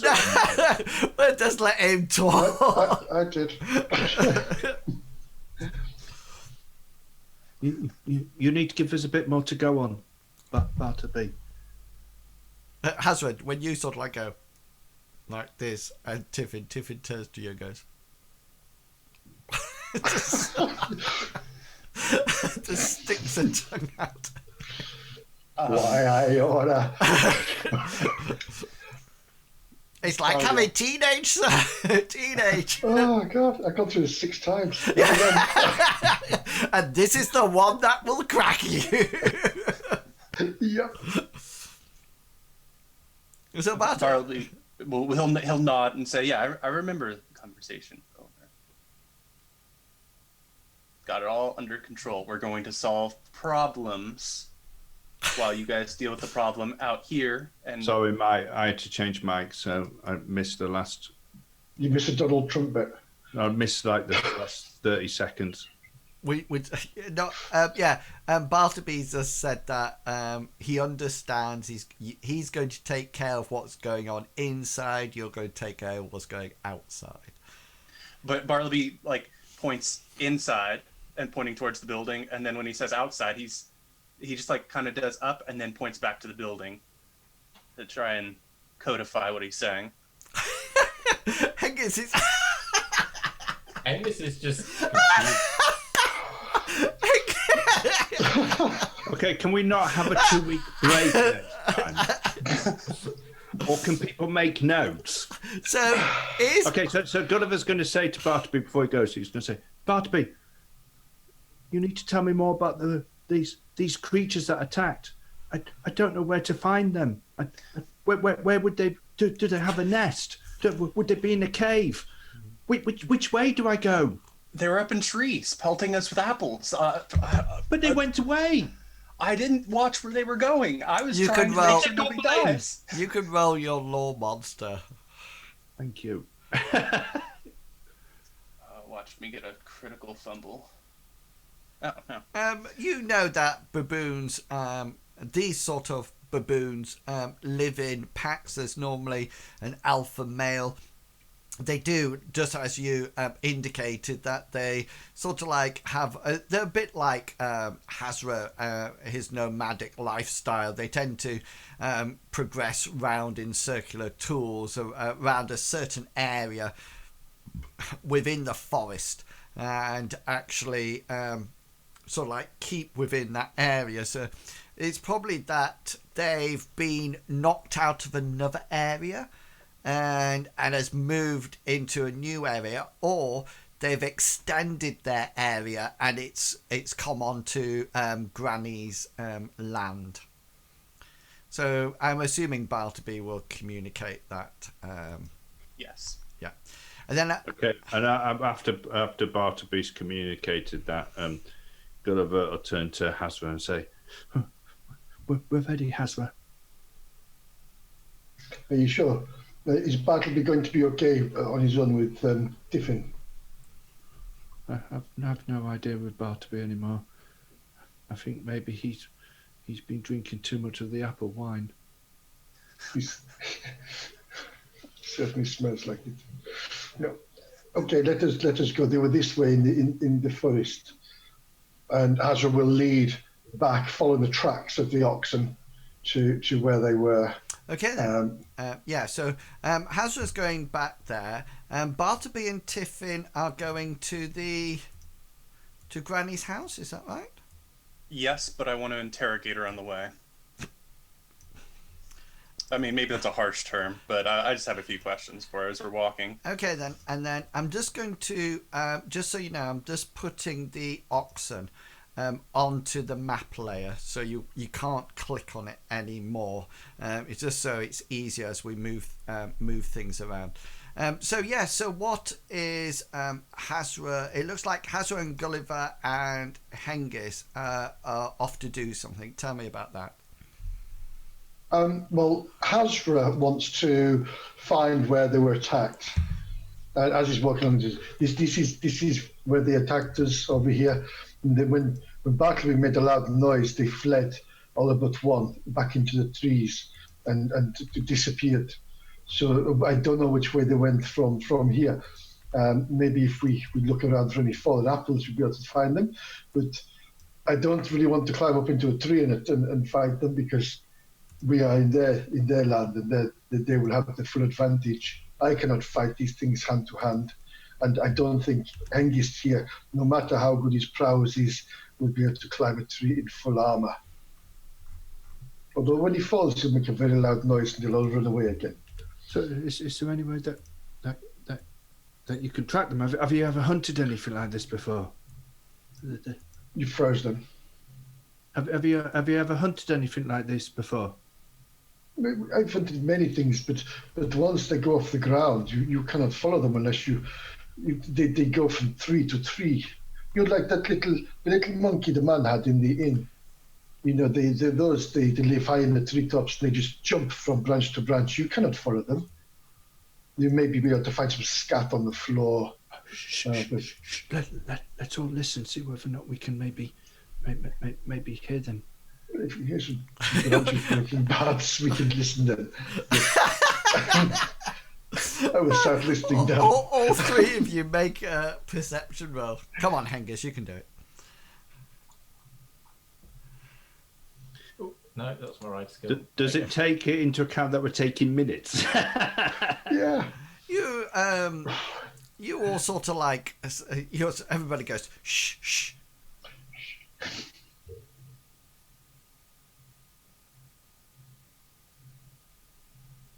Nothing. There's a sound of tweeting birds. Every now and blackbird alarm calls, etc., etc. But that's about it.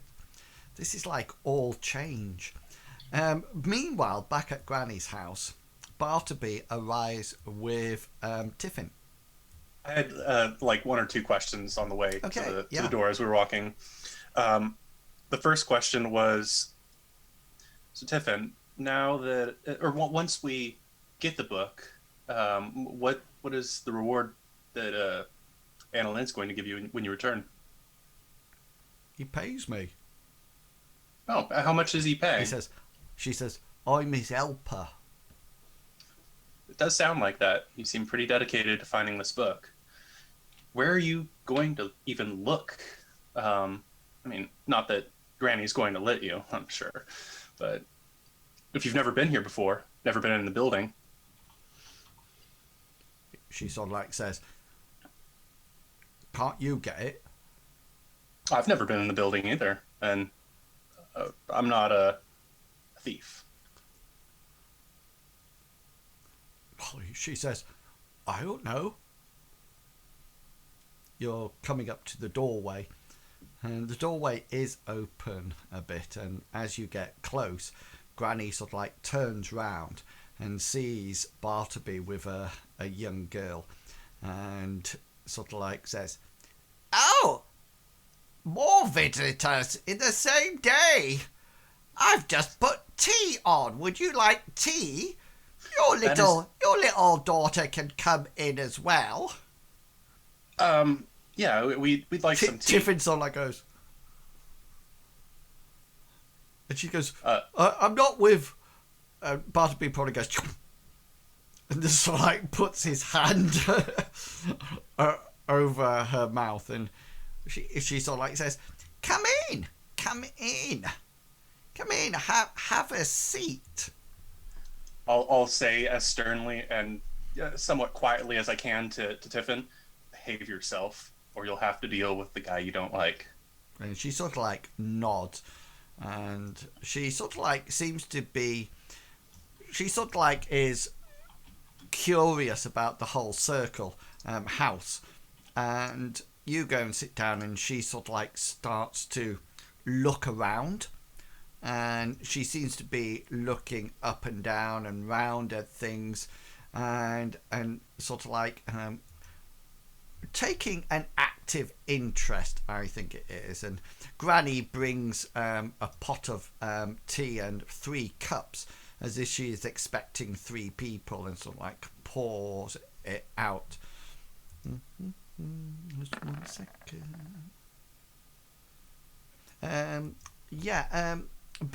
Bartleby, are you keeping an eye on Tiffin?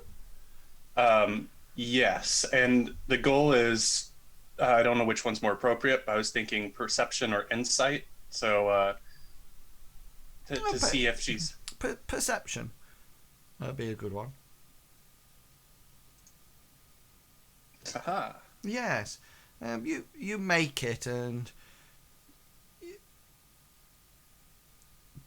Tiffin seems to be going around and looking at bookcases, looking at cabinets and things like that, and she sort of like walks to here, to here, to here, to here, as she's pouring stuff out. And Granny says, come on, little girl, come and sit at the table. Yes, Tiffin, you're going to need to sit, or else you'll have to hang out with Hazra. Yeah, and she comes along, and she sits down, and you notice something strange about her. She doesn't seem to be the right shape. She definitely doesn't seem to be the right shape in front. Roll an insight roll for me. See whether or not you can figure out what's going on. I think I have as a player, but Bartleby is a little clueless.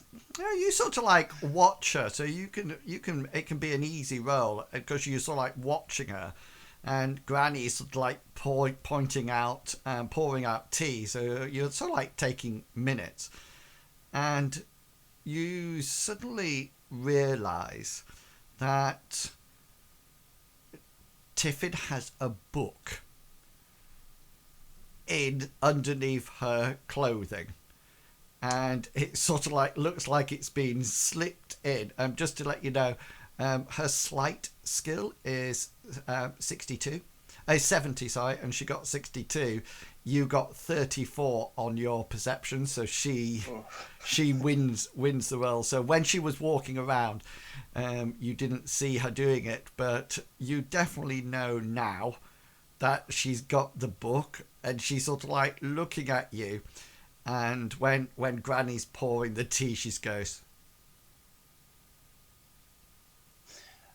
I was saying something like, "You better sit and behave, otherwise you'll be hanging out with Hazra."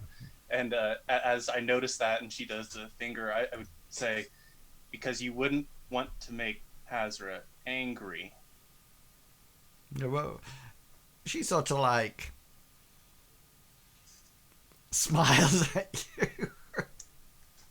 And I don't really have a goal there. So meanwhile, Right. back in the forest that we had left, but now we're back. Hazra, Hengist, and Gulliver, you finish your 2-minute silence, and you all sat there, and probably one of you says, "I didn't hear anything," or Hengist probably says, "Didn't hear a thing." Oh, didn't hear, ding ding, didn't hear a thing. You know, like knocking on the side of his helmet. Can't hear it. As you will point to the dead baboon on the floor and say, this is what they look like. You see, when they're up in the trees, they're very hard to see.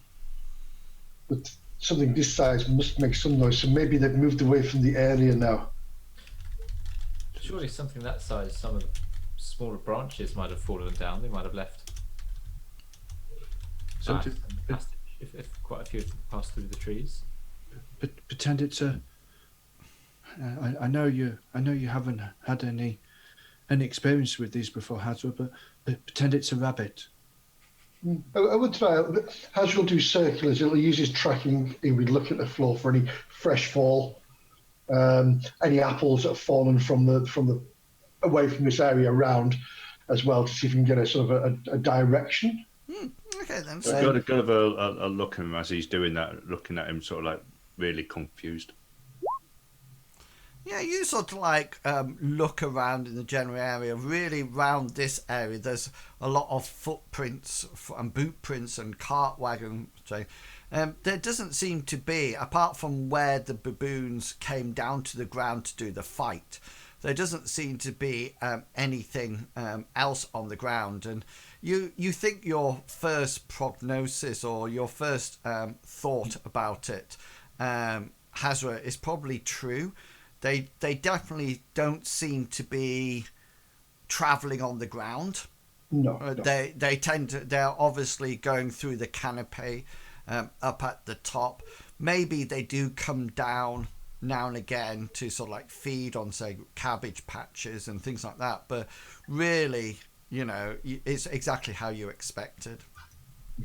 Gulliver, there is no way of tracking these things now. We have to wait for them to come and attack again. But Well, that's what I meant, Hazra. When I said pretend it's a rabbit, I meant how would we trap a rabbit? How would we lure it to trap it and kill it? well, what I normally do is put a little snare over a rabbit hole, and when it comes out, it's head first through the loop, and it strangles and dies. So you use that same idea, but make it bigger for a baboon. How would you, if you were having to live off these animals now, if you were out in the wilderness with nothing but your spear and your wits and your survival knowledge, how would you? Well, the only way I would do it would be to use a net of some kind and put it in the tree, and then hopefully maybe one would swing into it and I would catch it. A little bit like fishing. I think Gulliver's saying roll a survival.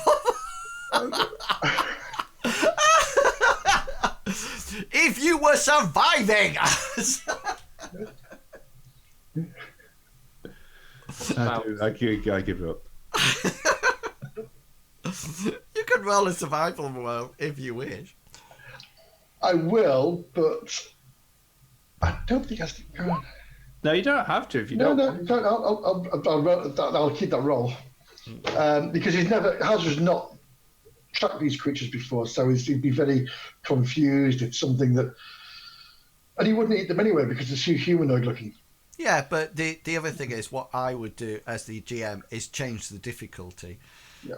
So that's how it's then. Gulliver's going reflected. to head back towards where the house is, Oh, where hang on. Grandma's. Where's where Grandma's house is.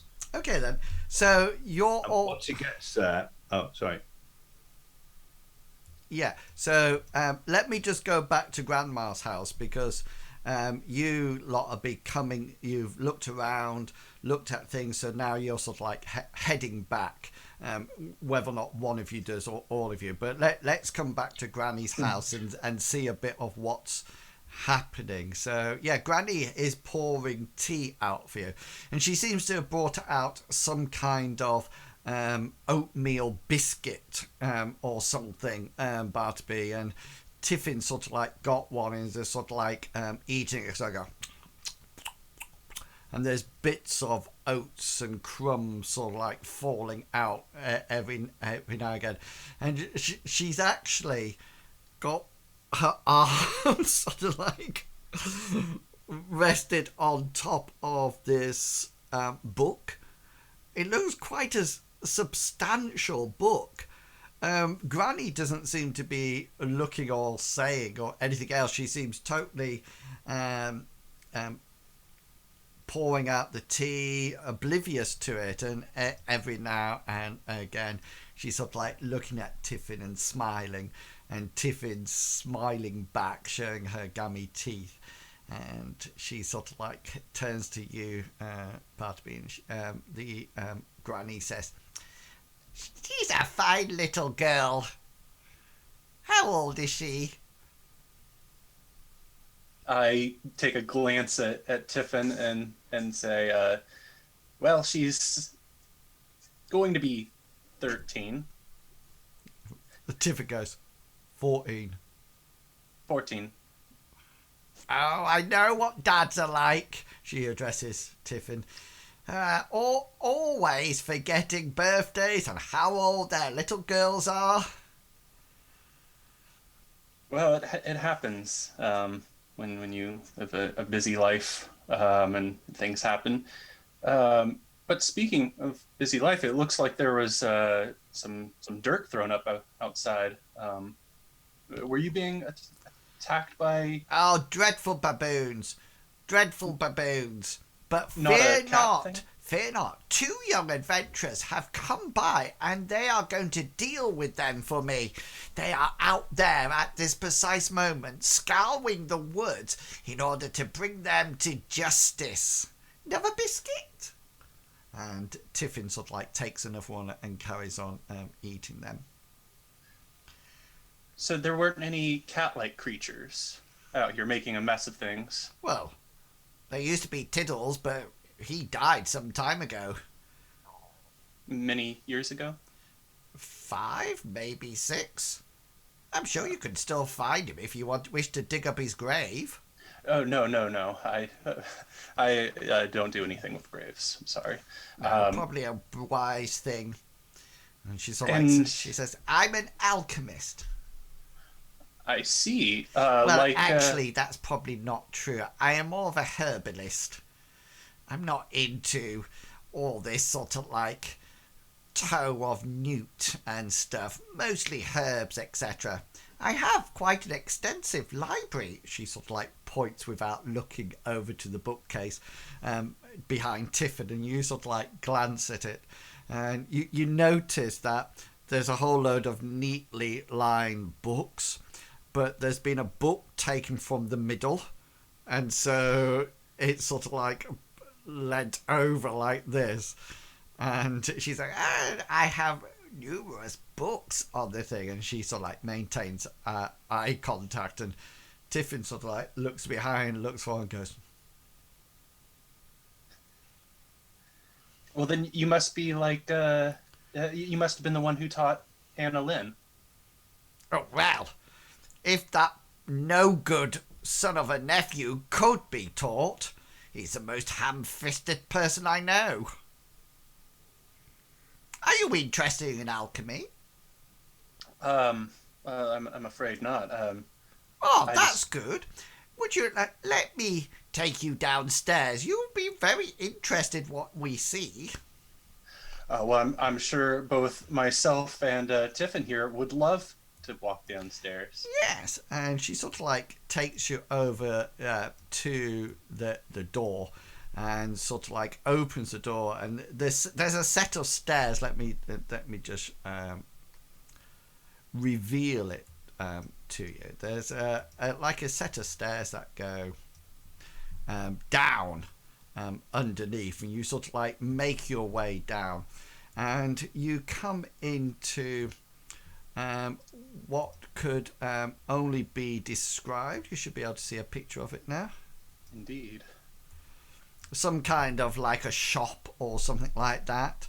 There seems to be a variety of chemical stuff around the place. There's a lot of plants growing, and the bits and pieces of alchemy gear. There's things bubbling. There's things titrating. It seems to be a wealth of activity, and she sort of like takes you down, and you sort of like follow down. Tiffan's behind you, and sort of like walks in, and she sort of like says, "So here is my main. This is when I take the herbs and prepare them, etc., etc. There is a number of very precious items here, and she says, and over there," she points to just behind where Tiffan is standing, is where I keep all my maps and things like that. Just roll something. Roll your perception. Do you wish to use a point of luck? I'm not going to use point luck here. Okay then. And you sort of like look around where Tiffan is, and Tiffan just goes and smiles at you. And over here, and she sort of like carries on, giving you the guided tour of her alchemy shop. So meanwhile, back in the camp, in the forest, sorry, are you guys all heading back to Granny's house? So, sorry, go on. I was going to stay behind and maybe stealthily in a bush and just wait and listen. Okay. And just see if they come back here. Okay. Because they may want to come back and recover the body that's on there. You never know. Okay. So just roll your stealth skill now. What about you, Hengus? Sorry, I will take minutes of it to find a good place. Okay. Angus will go back with Gulliver. Okay. And so like Gulliver looks, Hengus is deep in thought, and then as we get near to the in sight of the cabbage patch or the fruit garden, he'll say, "We could always just get a big pile of apples, make it nice and easy for food, and then attack them when they come for that." Well, we need something to lure them, but nobody has any idea what they were actually coming down for. Bartleby didn't know, and Hazard didn't know. They probably wouldn't come down for apples though if there's still lots in the trees, and unless there's something wrong with the apples. Could be. But then why would they attach the cabbage patch unless they eat cabbages as well, and that they would prefer cabbages? The thing that concerns me is that Bartleby mentioned something about spell casting. That is a bit confusing. Perhaps Normal animals don't cast spells. I don't know about baboons, but I've never seen a rabbit cast a spell. that's very true. Perhaps they attacked you, the others, because that we're now in their territory, and they were just on a patrol. I'm just thinking of soldiers. That's what they would do. If enemies came into their territory, they'd attack them.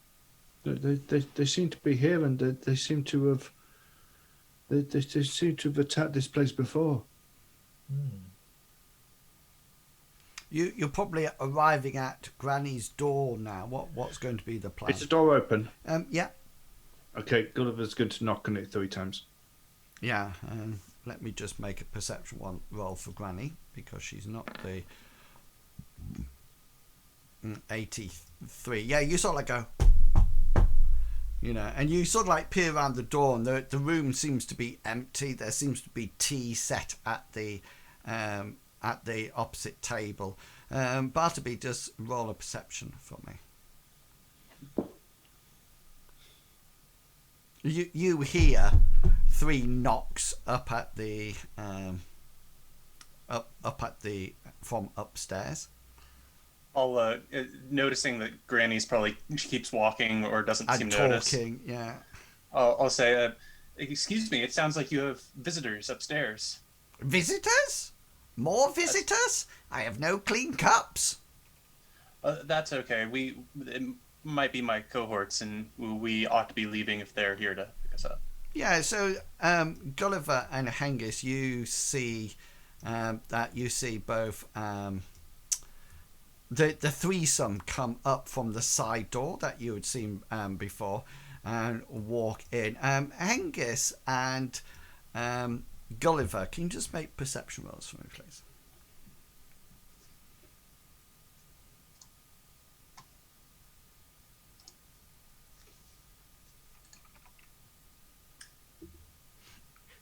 Are you using a point of luck? I'm not using no. Okay. Hengist, you sort of like notice something, and you notice that as they come up, Tiffan seems to be walking with rather a straight leg. She doesn't seem to be bending one of her legs. And then you suddenly notice with your perception roll that one leg seems to be a little wider than the other leg. And you think she's got something down the side of her breeches, sort of like down on the outside leg, that's preventing her from bending it. You also notice that she seems to be very square in the front. And she's definitely got something underneath underneath her tunic. And as you see this, Tiffan sort of like sees you looking, and then reaches inside and pulls out an envelope that is sealed, and she sort of like thrusts it at you, Bartleby. Meanwhile, Granny is sort of like saying, "Oh, come in. Do have a seat." I did knock 3 times to let you know. Yes. Just come in. These. We've looked, and it looks like the baboons have gone. But I wondered whether or not you could give us some more information about them. Is there any particular time that they used to attack, or was there anything that they particularly came for? Don't worry, they will be back. They always are. Even though I chase them off with my wielding man poker, they always come back. Do you know what time they come back, so that we can be ready for them? Well, they don't come at night, if that's what you're asking. Okay, so not at night. And she sort of like carries on, sort of like trying to find some makeshift cups and saucers that don't match, and sort of like put them out. And Tiffan, sorry, Bartleby, Tiffin's sort of like going... Yeah, I'll take it from her. Yeah. And put it into a pocket. Let me just see...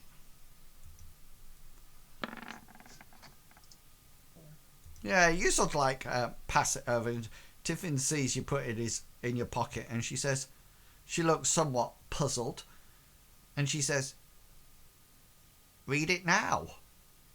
Oh, that's right. It is a read it now. It's grumble. I'll pull it out and do my best to read it. Yeah. It says, but if I can, like, turn away slightly so it's not blatant, even though Granny's not great. Her eyesight's not great, but I don't want to make it easy for her. yeah. And you break the seal and open the piece of parchment, and it's... Gulliver's just going to grab a biscuit and say, I'm going to keep an eye out outside just in case they come back. and he's going to... She sort of like looks a bit puzzled and says, "People come and go so quickly, they don't even have tea anymore," as Gulliver leaves to stand outside. And Bartleby, you open the letter, and there's quite a flamboyant flourish of letters across the paper, and it just let me check. Yeah, you sort of like open it, and it sort of like says, "Hello and welcome. Well done, fellow adventurers. If you have got this note, then you have succeeded defeating the beast and gaining my well-earned recipe book and map. I trust Tiffan was no trouble and very helpful in the end. Anyway, while you're out, could you please get me some bloody milkweed? It's a plant, and the details of its location and what it looks like will be in the book and the map that Tiffan has. Once again, thank you, and I'm looking forward to working so well together with you in the future. Yours, Annalin, and his lemur friend."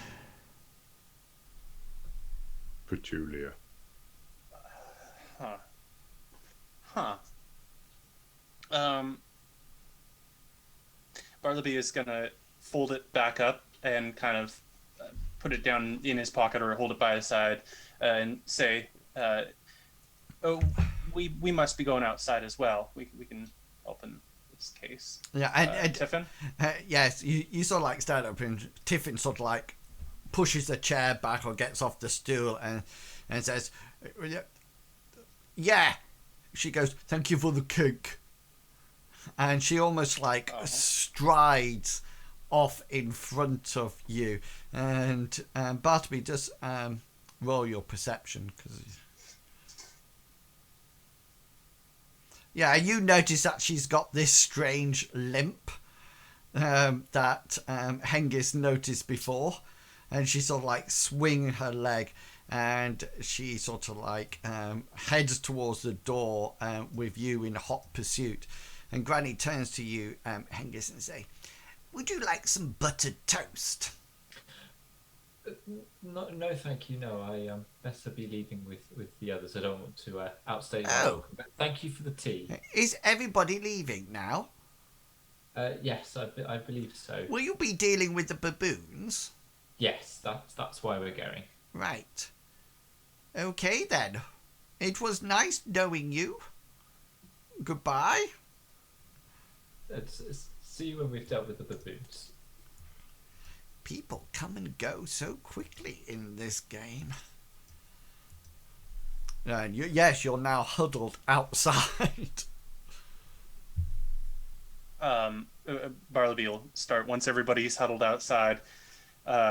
He'll pass the note over to Gulliver and then explain in hushed tones. Ideally, he says we should go over to the wagon to discuss. Yeah, that's absolutely. I'll move you all over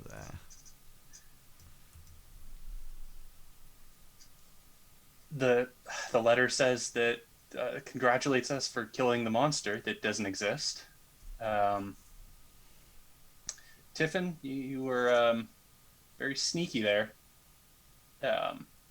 I point at because she probably still has the book in her shirt or something. Yeah, she sort of like pulls the waistband of her breeches out and sort of like pulls out what appears to be a rolled up tube of parchment, and she sort of like holds it in both hands, going like that, and she has a look at it, and she sort of like looks at you, Bartleby, and shows you it, and she says, "I think it's here." You know an awful lot about. Where did you get that from? It was probably in the basement. There were a lot of maps down there, scrolls. She turns to you, Gulliver, and she says, "I found it." But it has to be yours to.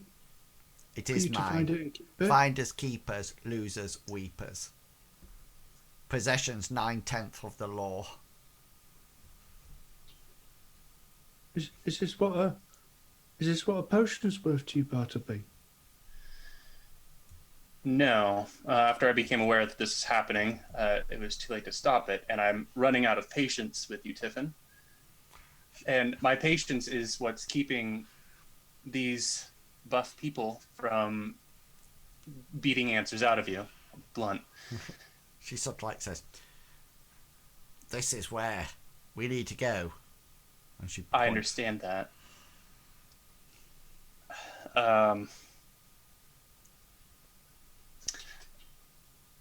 You're going to need to give us a reason why we're not going to return the map in the book, right? She sort of like, Has she still got the map out? yeah, she has. Okay. Gulliver wants to try to make a snatch for it. Okay, then roll your brawn skill.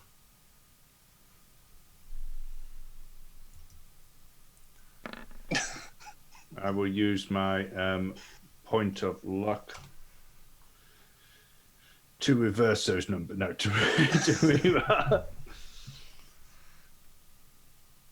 Oh! 9. She actually got 100, so she fumbles as well.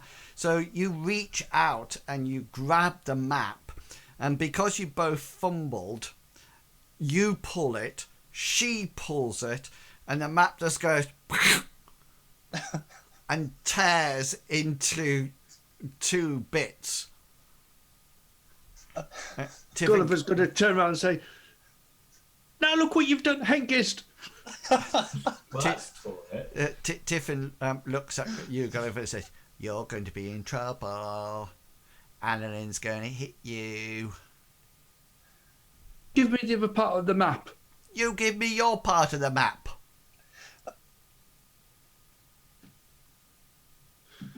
I want to You cast both a need- spell. I want to try to cast this spell. I swear if it's rack. No, it's teleport. It's going to try to port the summon the part of the map. That's what I thought. Oh, there we Yes. Should use rack.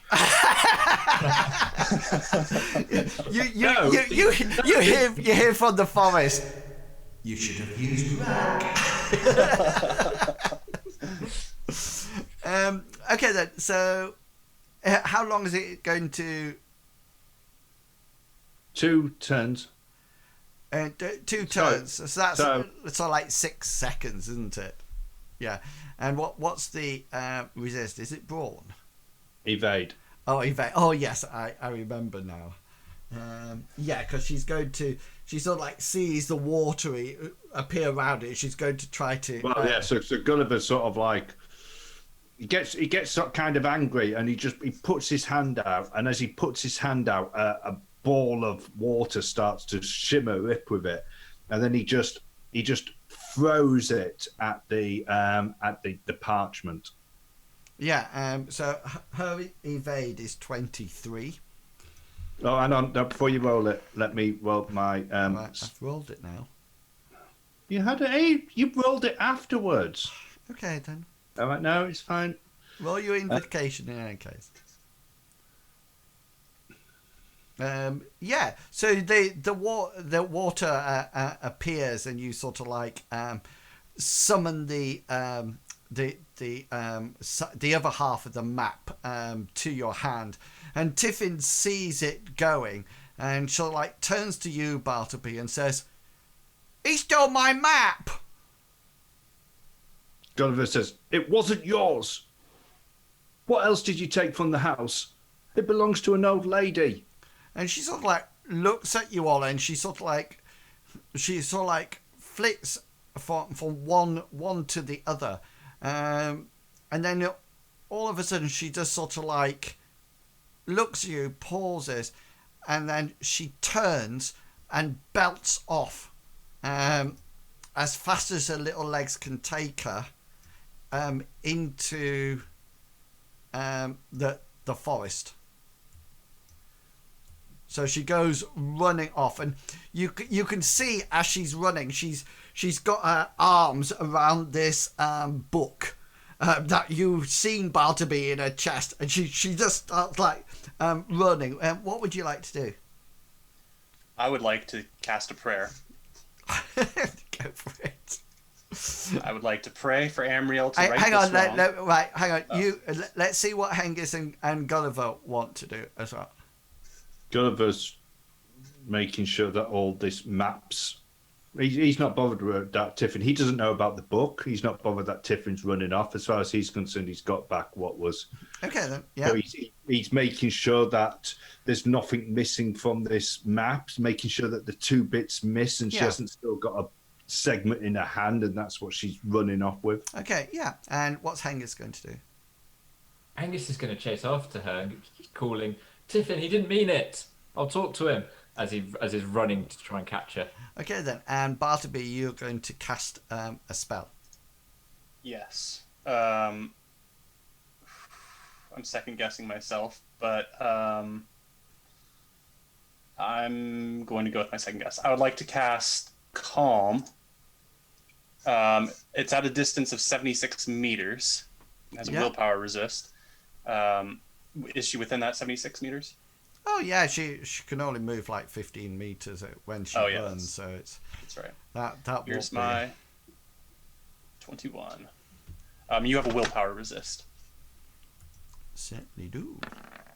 I'm hoping this calms her down enough that she gets caught by Angus. Yeah, you sort of like cast the spell at her, but she doesn't seem to be. She seems to be totally in control. It's not as if she's fleeing because she's scared or anything like that, or frightened. It just seems that she wants to. It's as if everything's gone wrong and she wants to get back to. Well, you're not too sure whether or not she wants to get back to Lindo or she wants to get away from you lot. But she doesn't seem to need to be calmed. If that makes sense. She's not frightened or anything like that. Hengist, what's your running movement rate? Running is 15. Okay. So she's got a bit of a head start on you. But you quickly sort of like head with her in hot pursuit into the forest.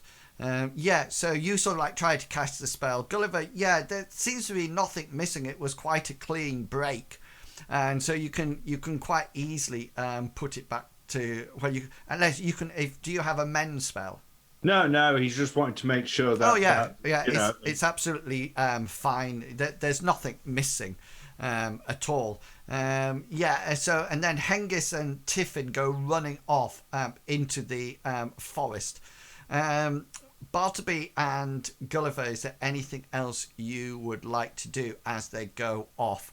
It'll probably take another, at least another round for them to get out. Gulliver's going to look at it, and then he's going to look up at Bartleby, and he's going to say, "Did you know about this, Bartleby?"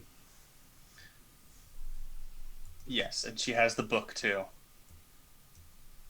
And then Bartleby would like to start praying again, doing his fire and brimstone judgment and ending bad things from happening, which would be this one. If she's still within 76 meters, which I'm guessing is a... You're going to shock her. Interesting. We're going to see if Amriel believes it's right, because as part of the prayer is Amriel's judgment. No, I think, go for it. Shock her. I feel bad about that. I think you should. Bartleby getting knocked on the head. Has Bartleby been corrupted by Mara? Young girl fleeting away. I know, I'll shock her to hell. Well, it doesn't do damage, just stuns. But she could trip and hurt herself. So I'm going to let Hengist handle this, actually. You can shock her. I'm going to grumble. Throat and her trachea could seat up and she could suffocate. You can get her in her head. You can shock her in her head. You can... She could fall and hit a stone. Bartleby's going to spend his turn actually just debating the ethics of shocking a little girl, Okay, then. even if it means good things happen or prevents bad. Okay, so Hengist, you're sort of like running after this girl into the forest, and Tiffin seems to be arms wrapped round. Hazra, could you make a perception roll for me, please? Yes. Gulliver's going to be continuing to speak to Bartleby as well. Are you going to do what, sorry? I'm going to continue speaking to Bartleby. As in telling him off, or? Well, asking him. Okay, so so as Gulliver's asking a whole load of questions to Bartleby about the probably about the ethics of shocking a young girl. Well, no, he's going to be saying stuff like, Oh, what have you become, Bartleby? We don't steal from people. It's not what we do. We came here to do we were given a mission. Hoping she'd behave more in the house, but she... I told you she was going to steal it before me and Hengist went in. She was either going to try to steal it or she was going to try to kill the old woman. Hazra, you hear a commotion coming towards you in the forest. It sounds as if there's somebody running through the forest, and Hengist is you're more like a bull in I imagine it that Tiffan is ducking underneath branches and Hengist is just sort of like ploughing through branches or just sort of like pushing them to one side, probably shouting, Tiffan! Tiffan! And Hazra, you hear this commotion coming towards you, and you can see Tiffan has her arms around her chest and she's running like anything, and her head's down and she's sort of like jumping over roots. You're actually quite impressed, Hazra. You know, she is moving quite Difficult terrain. Yeah, but you can see behind her. You think there's a huge monster following through, but then you notice it's just Hengist sort of like trying to duck below branches, but getting his helmet caught on it, or sort of like, you know, Tiffin sort of like pushes one out the way, and Hengist then lead goes and it sort of whacks into Hengist as he sort of like tries desperately to go. Yeah, what would you like to do, Hazra? Well, as soon as he hears a crashing, the first thought in Hazra's mind is that the baboons are back. But then once he sees Tiffin running and Hengist chasing, he's going to just step out and say, What is happening, Tiffin? What are you doing? Yeah. What have you got? So her perception is 37. So what I'm going to say is that if she makes her roll, it'll be a standard roll. No, actually, it's probably be a formidable roll because her head's down. So if she makes 37 is her willpower, not a willpower, so her perception. If she makes it, she stops short of you. If she fails it, she literally bounces into you. He will use his common sense. He won't have his spear pointing forward. He'll have his spear. Yeah, she just kebabs her. And then keeps pulling herself down the shaft. and you sort of like step out, and she's probably looking behind just at that moment that Hengist is coming to see where Hengist is, and she just goes bang straight into you. She's just going to roll her pathetic.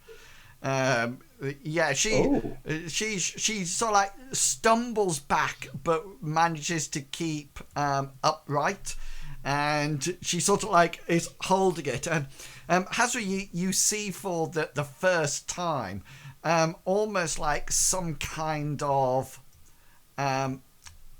worry, shock, panic on her face. And Hengist, you sort of like at this point come through and you see that Tiffin is between you and Hazra, and she sort of like, she seemed to have been quite calm up to the point that she's seen you, Hazra, because you've made it very clear throughout that, you know, you don't like her, and now she sort of like starts to back away. And then Hazra, you come through the bush, and she turns and sees you there, and she's just sort of like is holding the book, flipping one eye one way, and just stood there.